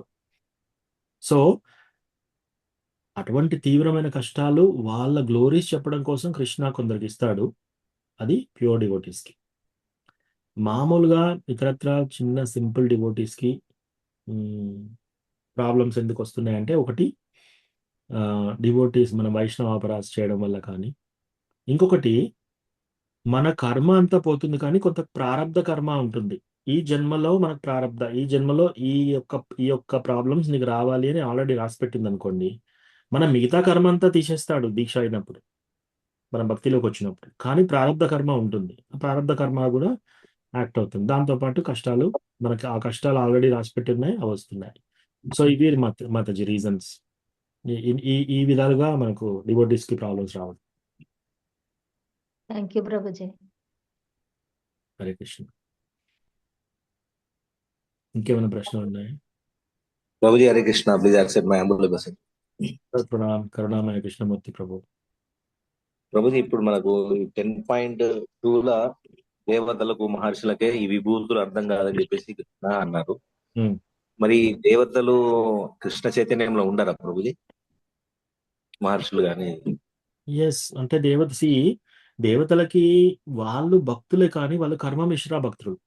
వాళ్ళ భక్తి ఎలాంటిదంటే, ఎస్ కృష్ణ మేము మీకు భక్తి చేస్తాము, మీరు దేవాది దేవులు, కానీ మాకు కూడా ఎంజాయ్ చేయాలి అనే కోరికలు ఉన్నాయి మాకు.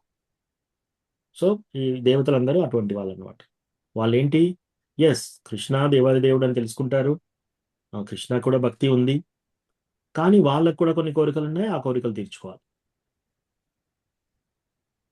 మరి దేవత స్టేజ్ లో ఉన్న వాళ్ళే అట్లా అనుకున్నప్పుడు మానవులు మనకెందుకు ఉండే ఈ భౌతిక ప్రపంచం ఇది కలహాలు కప్పాలు. ఎస్ అందుకే దేవతలు సైతం ఈ కలియుగంలో వచ్చేసి ఈ కలియుగ టైంలో మళ్ళీ వచ్చేసి భక్తియుత సేవలకు రావాలని వాళ్ళు కూడా ఆరాటపడుతూ ఉంటారు. సో యాక్చువల్లీ డివోటీ యొక్క పరిస్థితి ఈవెన్ దేవతల కంటే కూడా హైయర్. శుద్ధ డివోటీస్, శుద్ధ భక్తులకి. కోర్స్ కొందరు డివోటీస్ వాళ్ళు కూడా జ్ఞాన మిశ్ర భక్తులు ఉంటారు, కొందరు కర్మ మిశ్ర భక్తులు ఉంటారు. సో కర్మ మిశ్ర భక్తులు అంటే వాళ్ళకు కూడా కొన్ని కావాలి, వాళ్ళకు కూడా కొన్ని కోరికలు తీరాలి, అలాంటివి ఉంటాయి. అలా కాకుండా ఏ కోరికలు లేకుండా ప్యూర్ డివోటీ పరిస్థితిలో ఉన్నారనుకోండి, వాళ్ళు చాలా చాలా గొప్ప యాక్చువల్లీ ప్యూర్ డివోటీస్, శుద్ధ భక్తులు. ఇక మహర్షులు కూడా అంతే. కొందరి మహర్షులకు ఏంటి, వాళ్ళకి అష్టసిద్ధులు కావాలి. అష్టసిద్ధులు అంటే ఏంటి, అన్నిటికంటే చిన్నదానికంటే చిన్నగా కావడం, అన్నిటికంటే హెవీగా ఎక్కువ బరువులో ఉన్న దానికంటే కూడా ఇంకా బరువు కావడం, ఇటువంటి కొన్ని సృష్టించడం, ఇటువంటి అన్ని సిద్ధీస్ అన్నమాట. సో మహర్షిస్ కూడా కొందరికి ఇటువంటి కోరికలు ఉంటాయన్నమాట. సో వాళ్ళు కూడా శుద్ధ భక్తులు కానటువంటి వాళ్ళకి కృష్ణ పూర్తిగా యథార్థంగా అర్థం కాడు 100%. ఇప్పుడు నారదుడు రుద్రుడు లాంటి వాళ్ళకే వాళ్ళకు ఆ భక్తి అనేది కృష్ణ వాళ్ళకి ఇచ్చారండి. ఎస్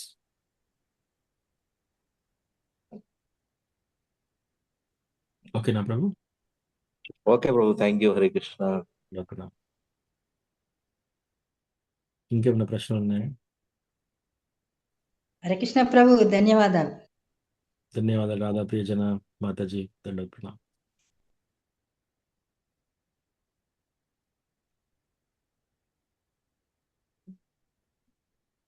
హరే కృష్ణ ప్రభుజీ, ధన్యవాదాలు ప్రభుజీ.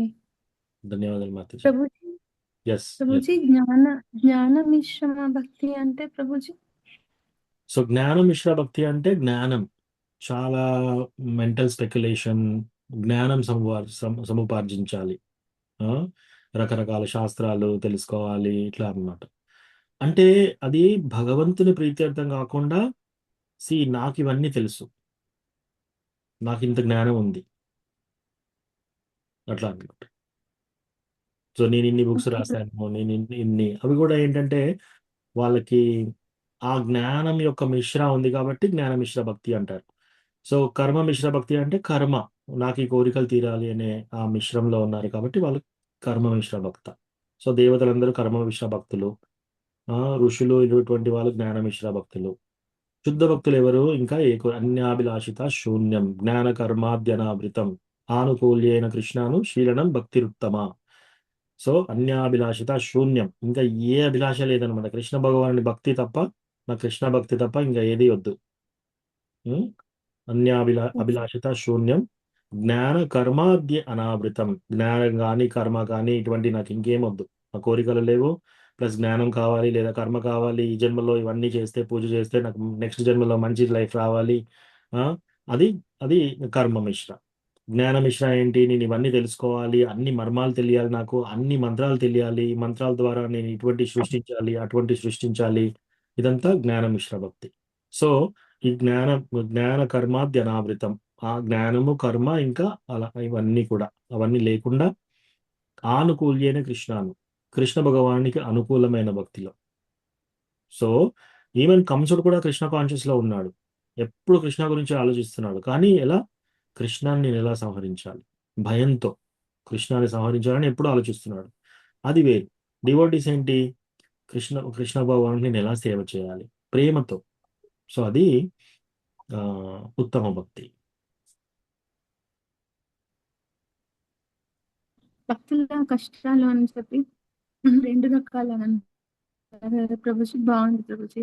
అంటే కష్టాలు వచ్చి నిస్సంగత్వములోకి వెళ్ళినాక మీకులాగా సత్సాంగత్యం దొరుకుతుంటే బాగానే ఉంటారేమో, దొరకకపోయిన వాళ్ళు పిచ్చోళ్ళు అవుతారేమో కదా ప్రభుజీ? అట్లేం కాదు మాతాజీ.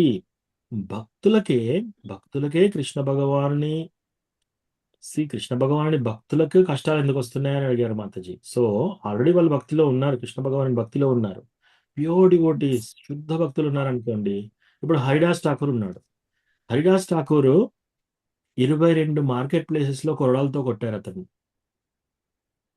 సో అతని రాజు ఏం చెప్పాడంటే ఒకటే మాట అన్నాడు, నువ్వు ఈ హరినామ్ జపం ఆపేసేయి, నిన్ను ఏం చేయను అంటే. ఆయన అన్నాడు అనమాట, నువ్వు నన్ను నా శరీరాన్ని ఎన్ని భాగాలుగా కోసినా సరే ఒక్కొక్క భాగం కూడా ఎప్పుడు నామం చెప్తుంది అని. ఇమ్మీడియట్ గా ప్రాసిక్యూషన్ ఆర్డర్ చేస్తాడు, ఇదని తీసుకెళ్ళండి అన్ని వీధులలో చనిపోయేంత వరకు కొట్టండి అని చెప్పేసి. సో అప్పుడు హరిదాస్ ఠాకూర్ని తీసుకెళ్ళి ఒక వీధి సెంటర్లో, అంటే చౌరస్తా, ఓకే, ఆ చౌరస్తా మధ్యలో వేసేసి అందరూ చూస్తూ ఉండగా అతన్ని కొరడాలతో కొడుతున్నారు, ఇనుప రాడ్లతో కొడుతున్నారు, షూస్తో తంతున్నారు, అతన్ని రకరకాల మాటలు దూషిస్తున్నారు. ఇవన్నీ చేస్తుంటే అలా ఒక మార్కెట్ ప్లేస్ కాదు, యూజువల్గా 1, 2, 3 మార్కెట్ ప్లేస్లో మనిషి చనిపోతారు. ఇతడు 22 మార్కెట్ ప్లేసెస్లో వాళ్ళు కొట్టి కొట్టి కొట్టి వాళ్ళకి అసలు ఇంకా వాళ్ళకి శరీరం నొప్పి పెడుతుంది. వాళ్ళు అనుకుంటున్నారు అనమాట, ఇప్పుడు మేము ఇతను చంపకుండా వెళ్తే ఎట్లా అని చెప్పేసి. ఇలాంటి పొజిషన్లో ఉన్న మధ్యన అప్పుడు చైతన్య మహాప్రభు అతన్ని వాళ్ళందరినీ సంహరించడానికి ఇట్లా ఫాస్ట్గా వస్తాడు. వచ్చినప్పుడు ఈ హరిదాస్ ఠాకూర్ ఎలా ప్రేయర్ చేస్తున్నాడంటే, ఓ కృష్ణ, వీళ్ళు ఏం చేస్తున్నారో వీళ్ళకి తెలియదు, దయచేసి వీళ్ళని క్షమించండి. ఒకవేళ కృష్ణ వెళ్ళి వాళ్ళని దండించారనుకో, అక్కడ అందరికంటే ఎక్కువ బాధపడేది హరిదాస్ ఠాకూర్. అయ్యో, నా వల్ల వీళ్ళకి ఈ ప్రాబ్లం జరిగిందా అని. నన్ను కొడుతుంటే భగవంతుడు వచ్చేసి చూడు వీళ్ళని సంహరించాడు అని. అందుకని ఆ ప్రేయర్ చేశాడని చెప్పేసి కృష్ణ ఏం చేస్తున్నాడు, చైతన్య మహాప్రభు ఆయన కొట్టేటప్పుడు ఆయన శరీరం పైన కృష్ణ ఉంటాడు. అప్పుడు ఆయన షాలు తీసి చూపిస్తాడనమాట మహాప్రకాష్ లీలాలో. అన్ని కొరడా దెబ్బలన్నీ చైతన్య మహాప్రభు తీసుకున్నాడు ఆ డివోటీ కోసం. సో అది శుద్ధ భక్తి. సో అటువంటి శుద్ధ భక్తులకు ఇటువంటి ప్రాబ్లమ్స్ ఇస్తున్నాడు ఎందుకు? మనందరం అతని కథ చెప్పుకుంటున్నాం, ఇప్పుడు అతని యొక్క గ్లోరీస్ తెలుసుకుంటున్నాము, పాండవాస్ జరిగిన ప్రాబ్లమ్స్ ఏంటి మనం అందరం వర్ణించుకుంటున్నాము. ఓ, ఇన్ని ప్రాబ్లమ్స్లో కూడా వాళ్ళు ఇంకా ధర్మంగా ఉన్నారు, ఇంకా భక్తి చేశారు అని చెప్పేసి. సో అది గ్రేట్నెస్. అలా కొందరికి వస్తాయి. కొందరికి అపరాధాస్, వైష్ణవ అపరాధాస్. సో వైష్ణవులను దూషించారనుకోండి, వైష్ణవులకు ఏమైనా ప్రాబ్లమ్స్ చేశారు, వైష్ణవులను ఇన్సల్ట్ చేశారు, వైష్ణవులను దెబ్బతీయాలని ప్రయత్నం చేశారు, వైష్ణవులను పేరు ఖరాబ్ చేయాలని సంహరించాలని ప్లాన్ చేశారు, ఇంకా వాళ్ళకి క్షమాపణ ఉండదు. So Krishna so already devotees అయ్యి ఉండి ఇంకా డివోటీస్కి ఇలా చేస్తున్నారు అనుకోండి, ఎస్, వాళ్ళకు కూడా కష్టాలు వస్తాయి. ఎందుకు? వైష్ణవ అపరాధాలు చేశారు కాబట్టి.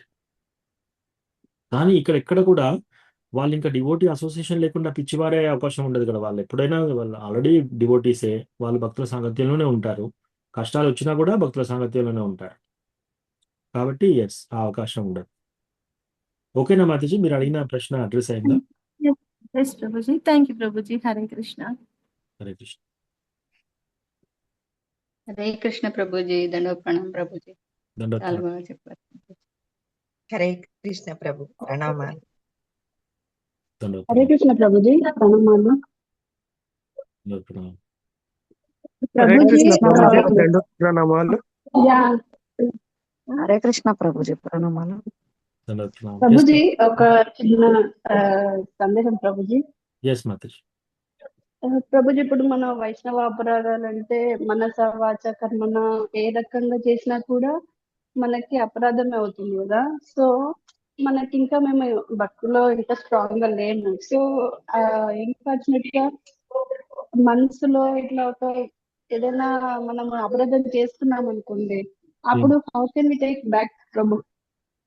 చాలా మంచి ప్రశ్న అడిగారు, చాలా మంచి ప్రశ్న అడిగారు. సి, ఒకటి ఫస్ట్ థింగ్ ఏంటంటే, ఈ కలియుగంలో మనస వాచ కర్మణ కాదు, మనస్సులో మనం ఏమేమి తప్పులు చేసినా కూడా దానికి ఏమీ వర్తించదు. ఏది యాక్ట్ అయ్యేంత వరకు మనస్సులో ఎవరైనా సరే మనం ఎటువంటి నెగిటివ్గా థింక్ చేసినా ఏం చేసినా కూడా దానికి శిక్ష అనేది ఏమి ఉండదు కలియుగంలో. అదొకటి చెడు చేస్తే. మనస్సులో ఏదైనా మంచి చేస్తున్నాం అనుకోండి, మనస్సులో ఫర్ ఎగ్జాంపుల్ ఒక డివోటీ ఒక ఇస్కాన్ టెంపుల్లో ఒక డివోటీకి మనం ఒక 100 ఆవులు దానం చేసినట్టు మనసులో అనుకున్నాం, ఆ 100 ఆవులు దానం చేసిన విలువ ఇచ్చేస్తాడు దేవుడు మీకు. లేదా ఎవరికైనా సపోజ్ బీద వాళ్ళకి ఇల్లు కట్టించాం మనసులో అనుకున్నాం అనుకోండి, మనస్సులో మీరు అనుకుంటే దానికి తగిన ప్రతిఫలం మీకు ఇచ్చేస్తాడు ఆల్రెడీ. ఎందుకు ఈ కలియుగంలో మనస్సులో కూడా మంచి అనుకునే వాళ్ళు చాలా తక్కువ. సో కలియుగంలో ఆ కన్సెషన్. సో మనస్సులో ఏమన్నా అనుకున్నప్పుడు ప్రాబ్లం ఏమి కాదు. కానీ మనస్సులో పదే పదే పదే పదే మనం అనుకుంటూ ఉంటే ఏమవుతుంది, ఏదో ఒక రోజు బయటకు వస్తుంది నోట్లో నుంచి. సో అందుకని జాగ్రత్త పడాలి మనం. ఎస్. సో అది ఫస్ట్ మీ ఫస్ట్ ప్రశ్నకి సమాధానం. ఒకవేళ మనము ఏ డివోటీతోనైనా కూడా కొంచెము ప్రవర్తించకూడని విధంగా ప్రవర్తించాం, ఇప్పుడు ఏం చేయాలి? క్షమాపణ కోరాలి. వాళ్ళు మనకంటే చిన్న వాళ్ళైనా సరే, పెద్దవాళ్ళైనా సరే, మనకు నచ్చినా సరే, నచ్చకపోయినా సరే, మాతాజీ, ప్రభుజీ నన్ను క్షమించండి, ఆ రోజు నేను ఇలా మాట్లాడకుండా ఉండాల్సింది. అట్లా మీరు మంచిగా వెళ్ళి ఎప్పుడైనా మనం సారీ చెప్పామనుకోండి, అది తగ్గిపోతుంది. దాంట్లో వైష్ణవ అపరాధం తొలగిపోతుంది. రైట్. సో ఎవరైతే ఏ డివోటీ పట్ల అయితే మనం చేశామో ఆ డివోటీకి ప్రత్యేకంగా వెళ్ళి ఆ ప్రాబ్లం చేసిన డివోటీ చెప్పాలి క్షమాపణ. సో అలా చెప్తే ప్రాబ్లం తీరిపోతుంది. సో మనము ఎప్పుడైనా డౌట్ ఉందనుకోండి, ఓకే, మనం కొంచెం గట్టిగా మాట్లాడడం, వాళ్ళకి ఏమన్నా నొచ్చుకున్నారేమో తెలియదు మనకి. ఇంకా ఆ డౌట్ ఉన్నా కూడా మనం ఏం చేయాలి? మాతాజీ సారీ, ప్రభుజీ సారీ, నేను ఆ రోజు కొంచెం తొందరలో మిమ్మల్ని ఈ మాటలు అన్నాను, సో నన్ను క్షమించండి. రైట్. ఇంకోటి వైష్ణవ అపరాధం ఏంటి అది కూడా తెలుసుకోవాలి మనం. యాక్చువల్లీ ఎవరన్నా డివోటీస్లో కూర్చొని ఉన్నారు, వాళ్ళ నీడ ఉంది, ఆ నీడని తొక్కామనుకోండి, దానికి వెళ్ళి మీరు సారీ చెప్పాల్సిన అవసరం లేదు. అపరాధం అంత కిందికి రాదు, పెద్ద ప్రాబ్లం కాదు. లేదా ఫర్ ఎగ్జాంపుల్ మీరు ఆకలితో ఉన్నారు, దాహంతో ఉన్నారు, చికాకులో ఉన్నారు, ఆల్రెడీ సర్వీస్లో ఉన్నారు, ఎవరైనా వచ్చేసి ఇప్పుడు కిచెన్లో వండుతున్నారు, మీరు వంట చేస్తున్నారు, కిచెన్లో 10 మంది ఉన్నారు, ఓకే, ఒక హెడ్ మాతాజీ ఉంది, అదంతా మాడిపోతుంది, ఆ డివోటీ పక్కనే ఉండి ఇలా కలుపుతున్నాడు, ఇంకా మాడిపోతుంది. ఓ ప్రభుజీ అది దించండి, ఏంది ఎలా చూస్తున్నారు, అదంతా మాడిపోతుంది అని గట్టిగా అన్నారు అనుకోండి, అది అపరాధం ఏం కాదు. మాట గట్టిగా వచ్చింది కానీ అది అపరాధం కాదు. అపరాధం అంటే ఏంటి? పని కట్టుకొని వీళ్ళని ఎప్పుడైనా ఎదురు చూసి వీళ్ళని దెబ్బతీయాలి, లేదా ఎదురు చూసి వీళ్ళని సంహరించాలి, లేదా ఎదురు చూసి వీళ్ళ యొక్క పేరు ఖరాబ్ చేయాలి. అసలు వీళ్ళు డివోటీసే కాదు, డివోటీస్ అయితే ఇలా ప్రవర్తిస్తారా? పదే పదే నలుగురిని పిలిచి ఫోన్ చేసి వాళ్ళకి చెప్పడము, వాళ్ళ గురించి అంతా నెగిటివ్గా పబ్లిసిటీ చేయడము, ఇది వైష్ణవ అపరాధం. లేదా ఎవరైనా సంహరించడానికి ప్లాన్ చేయడం వైష్ణవ అపరాధం. లేదా ఎవరైనా కొట్టడానికి ప్లాన్ చేయడం వైష్ణవ అపరాధం. లేదా ఎవరైనా గట్టిగా దూషించడం, బూతు మాటలు తిట్టడం, ఇవన్నీ చేశారనుకోండి వైష్ణవ అపరాధం. సో ఇవి వైష్ణవ అపరాధాలు. అంతేకాని సడన్గా ఇప్పుడు మనం ఆల్రెడీ ప్రెషర్లో ఉన్నాం, మనం ఆల్రెడీ రోజంతా ఉపవాసంలో ఉన్నాము, ఇంకా మనకి శక్తి లేదు, ఎవరైనా వచ్చి మనకు చికాకు చేశారు టెంపుల్లో, అది క్లీన్గా లేదు, ఇది చూసుకోరా, అది అని చెప్పేసి మనము ఓనర్షిప్గా చెప్పాం, మంచిగా చెప్పాం, కానీ మాట కొంచెం దురుసుగా వచ్చింది, అది వైష్ణవ అపరాధ కిందికి రాదు. సో ఓకేనా మాతాజీ, మీ ప్రశ్న అడ్రస్ అయిందా? సింపుల్గా మనకి ఎప్పుడైనా వైష్ణవ అపరాధ అనిపించింది అంటే ఆ తెలియగానే ఇమీడియట్ గా వెళ్ళాలి, ఆ పలానా డివోటీకి క్షమాపణ చెప్పాలి. అంటే మనం బయటకు అనకున్నా కూడా మన మనసులో ఒక థాట్ అనేది వచ్చిన ఎంబడే మళ్ళీ అనుకుంటాము, బట్ ఆ థాట్ అయితే వచ్చింది కదా అనేది ఒక నో ప్రాబ్లం మాతాజీ. మనస్సులో వచ్చిన థాట్లకి మనము సారీ చెప్పాల్సిన అవసరం లేదు. మళ్ళీ ఆ డివోటీ తీసుకెళ్తే కన్ఫ్యూజ్ అవుతారు వాళ్ళు, ఏంటి మీరు ఏం అనలేదు నన్ను, మళ్ళీ సారీ చెప్తున్నారని చెప్పేసి. ఒక పని చేయండి, ఎప్పుడైనా మనసులో ఎవరి గురించి అయినా నెగిటివ్ థాట్ వచ్చింది అనుకోండి, ఇమ్మీడియట్ గా దాన్ని పాజిటివ్ థాట్ ఇంకోటి చేయండి. ఫర్ ఎగ్జాంపుల్ ఎవరైనా దూషించడానికి ట్రై చేశారు మనసులో, వెళ్ళి వాళ్ళకు ఒక పూలమాల ఇవ్వడము, లేకపోతే వాళ్ళకి ఏదన్నా ఒకటి పాదాలు కడగడము, మనసులో అనుకోండి, అది కూడా మనసులో అనుకోండి సరిపోతుంది. మనసులో వాళ్ళతో వెళ్ళి మనసులో క్షమాపణ చెప్పండి, అది కూడా ఓకే. సో ఎప్పుడైనా మనసులో జరిగిన చెడుకి దానికి ప్రాబ్లం ఏమీ కాదు. ఒకవేళ మీకు ఆ మనస్సులో అలా ప్రతిసారి అలా వస్తుంది అనుకో నెగిటివ్ థాట్స్, మనం దాన్ని పాజిటివ్ థాట్స్ కింద కన్వర్ట్ చేయాలి. ఒక నెగిటివ్ థాట్ రాగానే ఇంకో పాజిటివ్ థాట్ ఇవ్వాలన్నమాట. ఒకరిని దూషించినట్టు వచ్చినప్పుడు వాళ్ళని కొంచెం మెచ్చుకోవాలి, ఒకరిని కొట్టినట్టు వచ్చినప్పుడు థాట్ మళ్ళీ నెక్స్ట్ వాళ్ళని కొంచెము వాళ్ళకు భగవంతుని యొక్క భగవంతునికి వేసిన గార్లెండ్ వాళ్ళకి ఇవ్వడము, వాళ్ళను అందరి మధ్యలో పొగిడినట్లుగా వాళ్ళని కీర్తన చేసినట్టుగా అలా ఆ విధంగా చేయాలి. ఇది డివోటీస్కి మాత్రం, వేరే వాళ్ళకి అవసరం లేదు. మనసులో ఉన్న ప్రాబ్లమ్స్కి. ఓకే. ఎందుకంటే ఈ కలియుగంలో మనసు ఎప్పుడు చాలా అలజడిలో ఉంటుంది, అది సహజం. అన్లెస్ మనం భక్తిలో చాలా డీప్గా వెళ్తే తప్ప ఇవి కావు. సో యూజువల్గా మనం ఏం చేయాలంటే, ఈ మనస్సులో ఎప్పుడైనా ఎటువంటి నెగిటివ్ థాట్ రాగానే ఇమ్మీడియట్లీ మనం ఏదైనా ధామ్ గురించి ఆలోచించాలి, లేదా జన్మాష్టమి రోజు కీర్తన ఎలా చేశారు ఆ కీర్తన జ్ఞాపకం తెచ్చుకోవాలి, లేదా ఏదైనా శ్లోకాలు, లేదా ఏదన్నా మంచి భజన కీర్తన అవన్నీ స్మరణలోకి తీసుకురావాలన్నమాట. సో దాంతో పాటు ఏంటంటే, చెడు ఆలోచన రాగానే మంచి ఆలోచనతో ఫిల్ చేయాలి.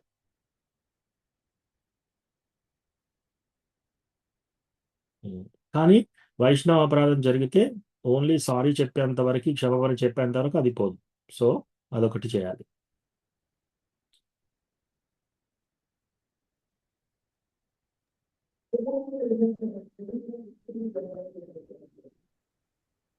మధుగోపాల్ ప్రభు, మీరు మీ వాయిస్ సరిగా వినబడట్లేదు. హరే కృష్ణ ప్రభు, ధన్యవాదాలు బ్రో. ప్రభు అంటే ఇప్పుడు మనం ఇప్పుడు భక్తులతోటి మనం కొద్దిగా ఆ, క్షమాపణ చెప్పలేము, కానీ మన అహం అడ్డం వచ్చి మనసులో అనుకుంటాం. దానివల్ల మనకు రిజల్ట్ ఉంటుందా, లేకపోతే ఎలా ఉంటుంది ప్రభు? మన అహం అడ్డం రాకూడదు ప్రభు. రాతే ఇప్పుడు మనం నేను ప్రారంభ దశలో ఉన్నాను కదా ప్రభు, అంటే ఇంకా నేను అలానే చెప్తున్నాను. ఎస్ ఎస్, అంటే ఇంకా మీరు అందరి గురించి అడుగుతున్నారు ప్రశ్న, అందరి గురించి చెప్తున్నాను నేను, మీరని కాదు. సి, మనకి ఎక్కడన్నా మనం వైష్ణవ అపరాధం చేశామని అర్థమైపోయింది. సో 100% మనం ఎప్పుడో ఒకప్పుడు టైం తీసుకోవాలి, లేదా అట్లీస్ట్ ఫోన్ చేసి డైరెక్ట్గా చెప్పడానికి మొహమాట పడ్డప్పుడు ఫోన్ చేసైనా కూడా చెప్పాలి, లేదా ఇంకో డివోటీతో చెప్పి పంపాలి. సపోజ్ సిచ్యువేషన్ సరిగా లేదు, కానీ అది మనం చేయాలి. ఇప్పుడు ఫర్ ఎగ్జాంపుల్, నేను వైష్ణవ అపరాధం చేశాను అనుకోండి, నా భార్యనో నా కొడుకో వెళ్ళి క్షమాపణ చెప్పడం కాదు, నేనే వెళ్ళి చెప్పాలి. ఒకవేళ నేను వెళ్ళలేని పరిస్థితి ఉంది అనుకోండి, అప్పుడు ఎస్, నేను కబురు పెట్టొచ్చు. ఓకే, మధుగోపాల్ ప్రభు, ఈ పలాని డివోటీ దగ్గరికి వెళ్ళి నా తరఫున క్షమాపణ అందించండి అని చెప్తే నేనే చెప్తున్నాను అది, సో మీ ద్వారా అందిస్తున్నాను, అది ఓకే. కానీ సాధ్యమైనంత వరకు ప్రభు డైరెక్ట్గా వెళ్ళాలి మనం. సో అప్పుడే కదా మన యొక్క అహంకారం కూడా అడ్డు రాకుండా దాన్ని ఓవర్కమ్ అవుతాం. లేకపోతే అహం అడ్డం వస్తుంది అంటే ఇంకా మనకి సారీ చెప్పడం కూడా చాలా ధైర్యం కావాలి. సారీ చెప్పడానికి అంత ఈజీ కాదు. సారీ ఎవరైనా చెప్తున్నారు అంటే సారీ చెప్పేవాళ్ళు గ్రేట్. సారీ చెప్పించుకునే వాళ్ళకంటే సారీ చెప్పేవాళ్ళు గ్రేట్. ఎవరినన్నా పొగుడుతుంటే ఎవరైనా డివోటీని ఎవరైనా పొగుడుతూ ఉంటే, ఎవరైతే కీర్తిస్తున్నారో, ఎవరైతే పొగుడుతున్నారో వాళ్ళు గ్రేట్. పొగడబడ్డ వ్యక్తి గ్రేట్ కాదు. కోర్స్ వాళ్ళు కూడా గ్రేటే, అందుకే వీళ్ళు పొగుడుతున్నారు. కానీ ఎవరైతే పొగుడుతున్నారో వాళ్ళకి ఎక్కువ మార్క్స్ వస్తాయి. ఎవరైతే సారీ చెప్తున్నారో వాళ్ళకి ఎక్కువ మార్క్స్ వస్తాయి. చూసావా, మళ్ళీ నాకు ఇందుకు వచ్చావా ఇప్పుడు, నేను అనుకున్నాను నువ్వు వచ్చి సారీ చెప్తావని. వాళ్ళు అలాంటి రెస్పాన్స్ ఇచ్చినా సరే మనకు సారీ చెప్పేసి బయటపడాలి. ఇంకా వాళ్ళు తీసుకుంటారా ఆ సారీ తీసుకొని ఇంకా నన్ను ఇంకా అవమానిస్తారా? ప్రతిసారి వచ్చి ఇలా సారీ చెప్తున్నావు, ప్రతిసారి ప్రాబ్లం చేస్తున్నావు, ప్రతిసారి సారీ చెప్తున్నావు అని హేళన చేస్తున్నారు. అది వాళ్ళ ప్రాబ్లం. మన క్లియరెన్స్ ఏంటి? సారీ చెప్పడంతో మనకి క్లియర్ అయిపోతుంది. ఓకేనా మధుగోపాల్ ప్రభు?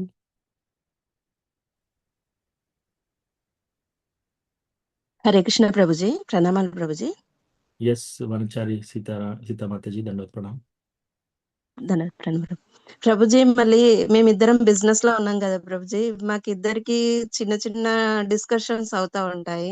మళ్ళీ తను భక్తిలో ఉన్నారు, మళ్ళీ నేను ఎలా తీసుకోవాలి ప్రభుజీ అది? సో ఇది భార్యాభర్తల మధ్యలోనా మాతాజీ? ఎస్ ప్రభుజీ, అంటే షాప్ లో కూడా డిస్కషన్ అవుతా ఉంటాయి కదా ప్రభుజీ. ఎస్ మాతాజీ, భార్యాభర్తల విషయంలో మీరు పుట్టినప్పటి నుంచి ఇప్పటివరకు చూసిన అందరి వ్యక్తుల్లో భార్యాభర్తలు గొడవ పెట్టుకోకుండా ఎవరన్నా ఉన్నారా? లేరు ప్రభుజీ. రైట్. శివుడు పార్వతి కూడా, శివుడు ఏమంటున్నాడు? దక్ష యజ్ఞం చేస్తున్నాడు, నువ్వు అక్కడికి వెళ్తే నువ్వు అవమానపడతావు, వద్దు అని చెప్తాడు. పార్వతీదేవి ఏం చేసింది? నేను వెళ్ళాలి అంటుంది. శివుడికి పార్వతికే తప్పలేదు అక్కడ. సో మనం ఎంతట. సో ఫస్ట్ థింగ్, భార్యాభర్తల మధ్యలో సహజం, ప్రాబ్లమ్స్ అనేది సహజం. ఇవి ఎందుకు వస్తాయి? ఒకరి పట్ల ఒకరికి ప్రేమ ఉన్నప్పుడు వస్తాయి. ఒక వాళ్ళు ఎక్కడ పోతే నాకేంటి అని వదిలేసామనుకోండి, ఏ ప్రాబ్లం ఉండదు ఎక్కడ. ఇవన్నీ ఎందుకు వస్తున్నాయి? ఒకరి పట్ల ఒకరికి కేర్ ఉంది కాబట్టి, వాళ్ళ గురించి కేర్ ఉంది, మన ఫ్యామిలీ గురించి కేర్ ఉంది కాబట్టి ఒకరి పట్ల ఒకరికి గొడవలు అవుతుంటాయి అన్నమాట. సో ఫస్ట్ థింగ్, భార్యాభర్తలు ఎవరన్నా చేసుకుంటే థర్డ్ పర్సన్ ఎంటర్ కాకూడదు. రైట్? ఎంటర్ అయినా కూడా ఇద్దరికి ఈక్వల్ గా ఉన్నారనుకోండి పర్వాలేదు. ఒకరి సైడ్ మారారనుకోండి, అక్కడ కాలిపోయే వ్యక్తి ఆ వ్యక్తియే. ఎవరైతే మధ్యలో వచ్చేసి ఒక సైడ్ తీసుకుంటారు చూడండి, వాళ్ళకి మేజర్ ప్రాబ్లం జరుగుతుంది. సో అదొక ఫస్ట్ పాయింట్. ఇంకా భార్యాభర్తల్లో ఈ సహజము. ఏమన్నా ప్రతిసారి మనము వినమ్రతగా మాట్లాడలేము. ఒకసారి గట్టిగా అంటాము, ఒకసారి అరుస్తాము, ఒకసారి కావాలంటే ఇంకా గట్టిగా ఘాటుగా సమాధానాలు వస్తాయి. అది ఓకే, సహజం. ఎప్పుడైనా బర్త్డే రోజు ఏదో ఒక రోజు సంవత్సరానికి ఒకసారి వాళ్ళు చాలా హ్యాపీగా ఉన్నప్పుడు, సారీ నా వల్ల ఇప్పటివరకు జరిగిన ఏమన్నా ప్రాబ్లమ్స్ ఉంటే క్షమించండి అని ఒకరినొకరు అడుక్కోవాలి. ఎప్పుడన్నా ఒకసారి లైఫ్లో, బర్త్డే ఎప్పుడైనా, మ్యారేజ్ డే రోజు కానీ ఎప్పుడన్నా వాళ్ళు హ్యాపీగా ఉన్నప్పుడు అన్ని వాళ్ళు క్షమించేసేస్తారు. అక్కడ మ్యాటర్ సెటిల్ అయిపోతుంది. సో ఎస్ మాతాజీ, దాని గురించి ఎక్కువగా అది వైష్ణవ అపరాధ కింద తీసుకోవాల్సిన అవసరం లేదు. అంటే వాళ్ళు కూడా అంటే ఈయన కూడా భక్తులే కదా ప్రభుజీ, ఎస్ అట్లా ఎస్ మనము అయినా కూడా మాతాజీ, వీళ్ళు కూడా భక్తులు అయినా కూడా నో ప్రాబ్లం. ఎందుకంటే శ్రీ No శివుడు problem. పార్వతి డైరెక్ట్ గా వైష్ణవానం యథా శంభు, రైట్? ఆయన పార్వతీదేవి ఇద్దరు దేవతలు, భక్తులు అన్ని అయినా కూడా వాళ్ళు కూడా డిఫరెన్సెస్ ఆఫ్ ఒపీనియన్ ఉన్నాయి వాళ్ళిద్దరి మధ్యలో కూడా. సో సహజం. ఎస్, డివోటీస్ అయినా కూడా సాధ్యమైనంత వరకు మాతాజీ, అక్కడ అపరాధం అంటే ఏంటి?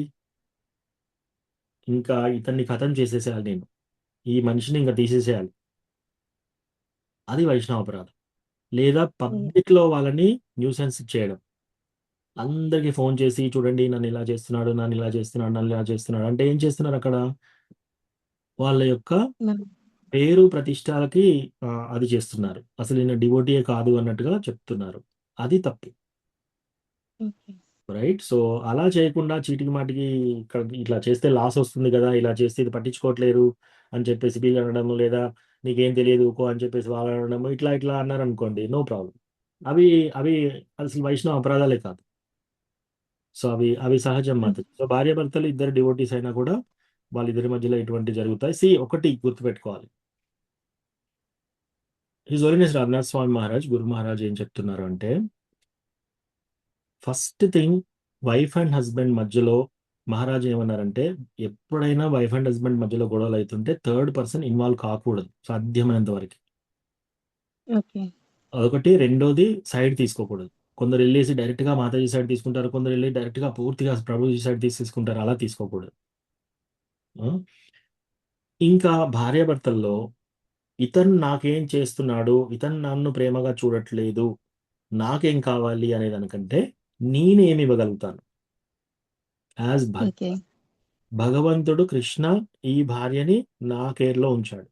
భార్య ఏమనుకోవాలి? కృష్ణ భగవానుడు ఈ భర్తని నా కేర్లో ఉంచాడు.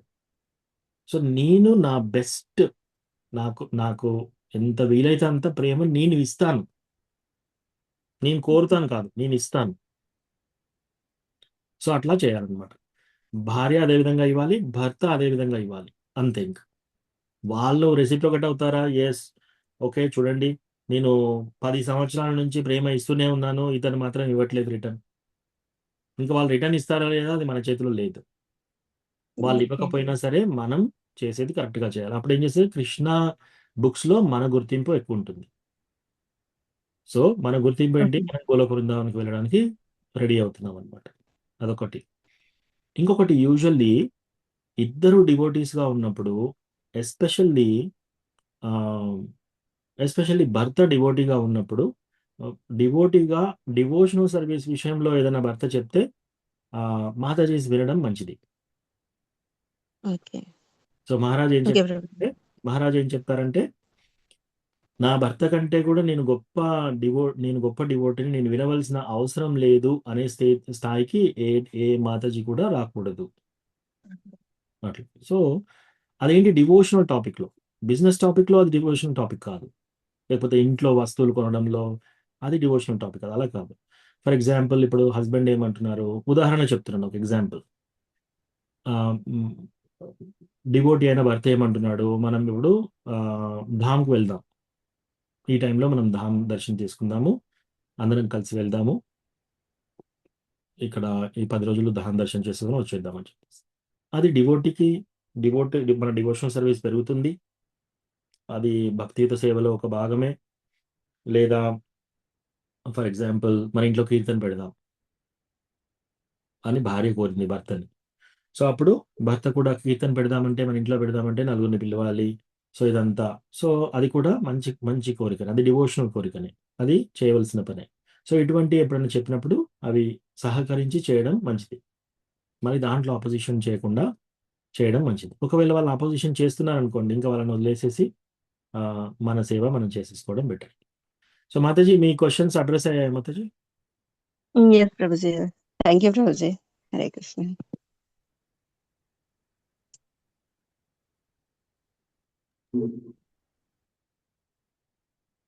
ఎస్ ప్రభు. మధుగోపాల్ ప్రభు, ఇంకేమైనా ప్రశ్న ఉందా మీకు?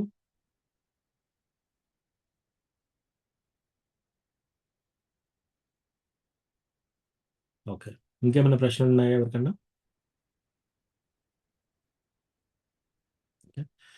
లేకపోతే ఇక్కడ ఆపుతాము. హరే కృష్ణ ప్రభుజీ, ఎస్, మనం ఏదైనా పొరపాటు చేసినా వాళ్ళకి క్షమించమని కాళ్ళ మీద పడ్డా వాళ్ళు క్షమించకుండా అలాగే వాళ్ళు ఆ ప్రవర్తన అలాగే ఉంటే వాళ్ళని ఎలా అర్థం చేసుకోవాలి ప్రభుజీ?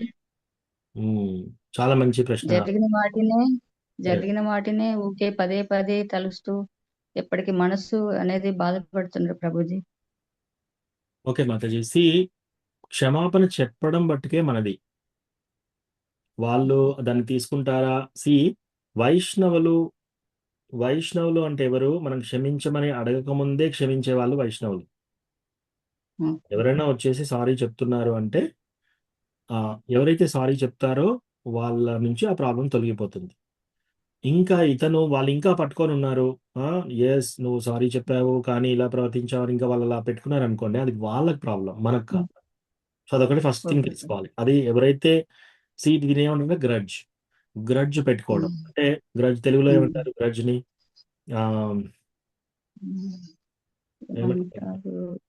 సో మనసులో ప్రభు ఏంటి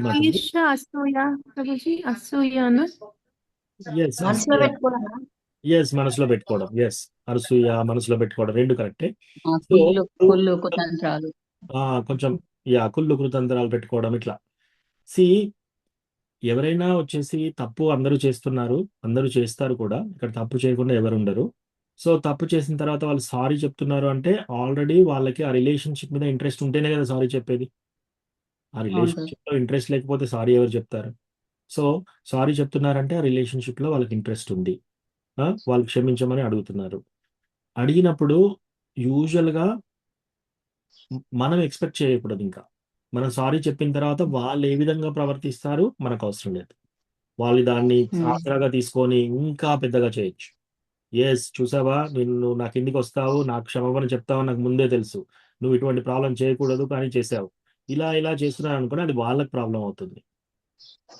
సో దాని ద్వారా మనకేం కాదు, కానీ సారీ చెప్పడం మటుకు మనది, అది చెప్పాము అయిపోయింది అక్కడ. ఇంకోటి గ్రడ్జ్, ఎవరైనా సరే, ఏ డివోటీ అయినా సరే, ఎప్పుడైనా సరే వేరే వాళ్ళు మనకు వచ్చేసి ప్రాబ్లం చేసినా కూడా ఒక్కటి, యాజ్ ఎ డివోటీ మనము లోపట ఆ కుళ్ళు అనేది పెట్టుకోకూడదు, ఆ పగ అనేది పెట్టుకోకూడదు.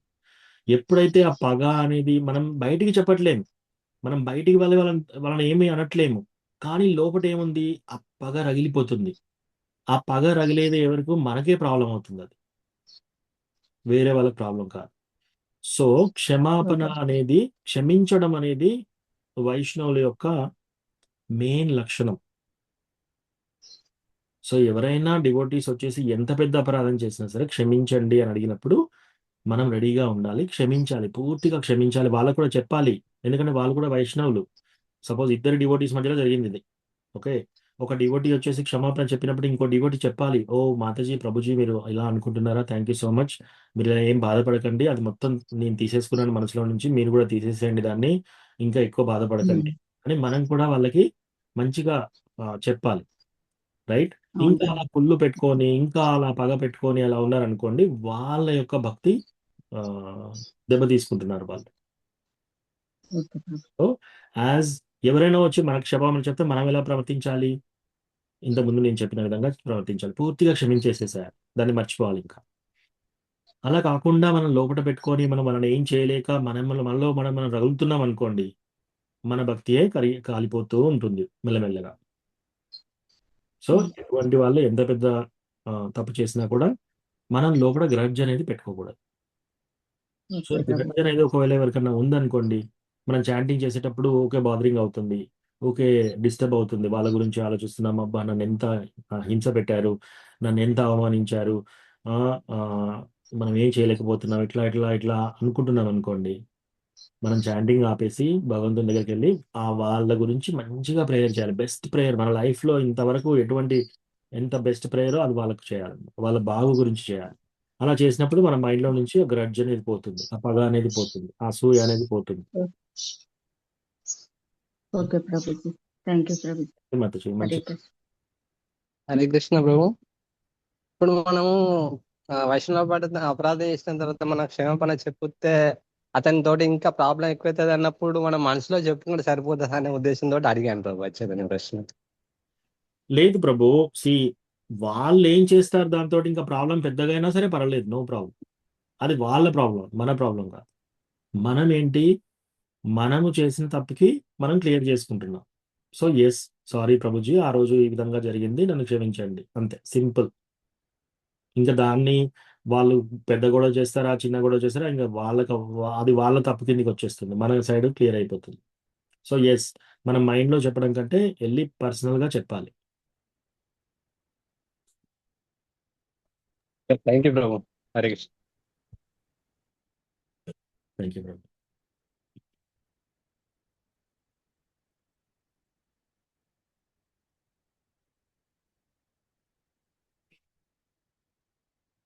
ఓకే,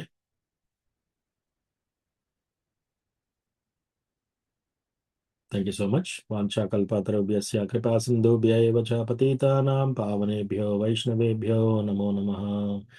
అనంతకోటి వైష్ణవ వృందికి జై, శ్రీల ప్రభుపాదికి జై. చాలా చాలా ధన్యవాదాలు ప్రభుజీ, చాలా టైం తీసుకొని అందరికి అన్ని ప్రశ్నలకి సమాధానాలు చెప్పారు Prabhuji. Thank you so much ప్రభు. హరే కృష్ణ ప్రభుజీ, ధన్యవాదాలు ప్రభుజీ. హరే కృష్ణ. హరే కృష్ణ ప్రభుజీ. Hare Krishna, thank you Prabhuji.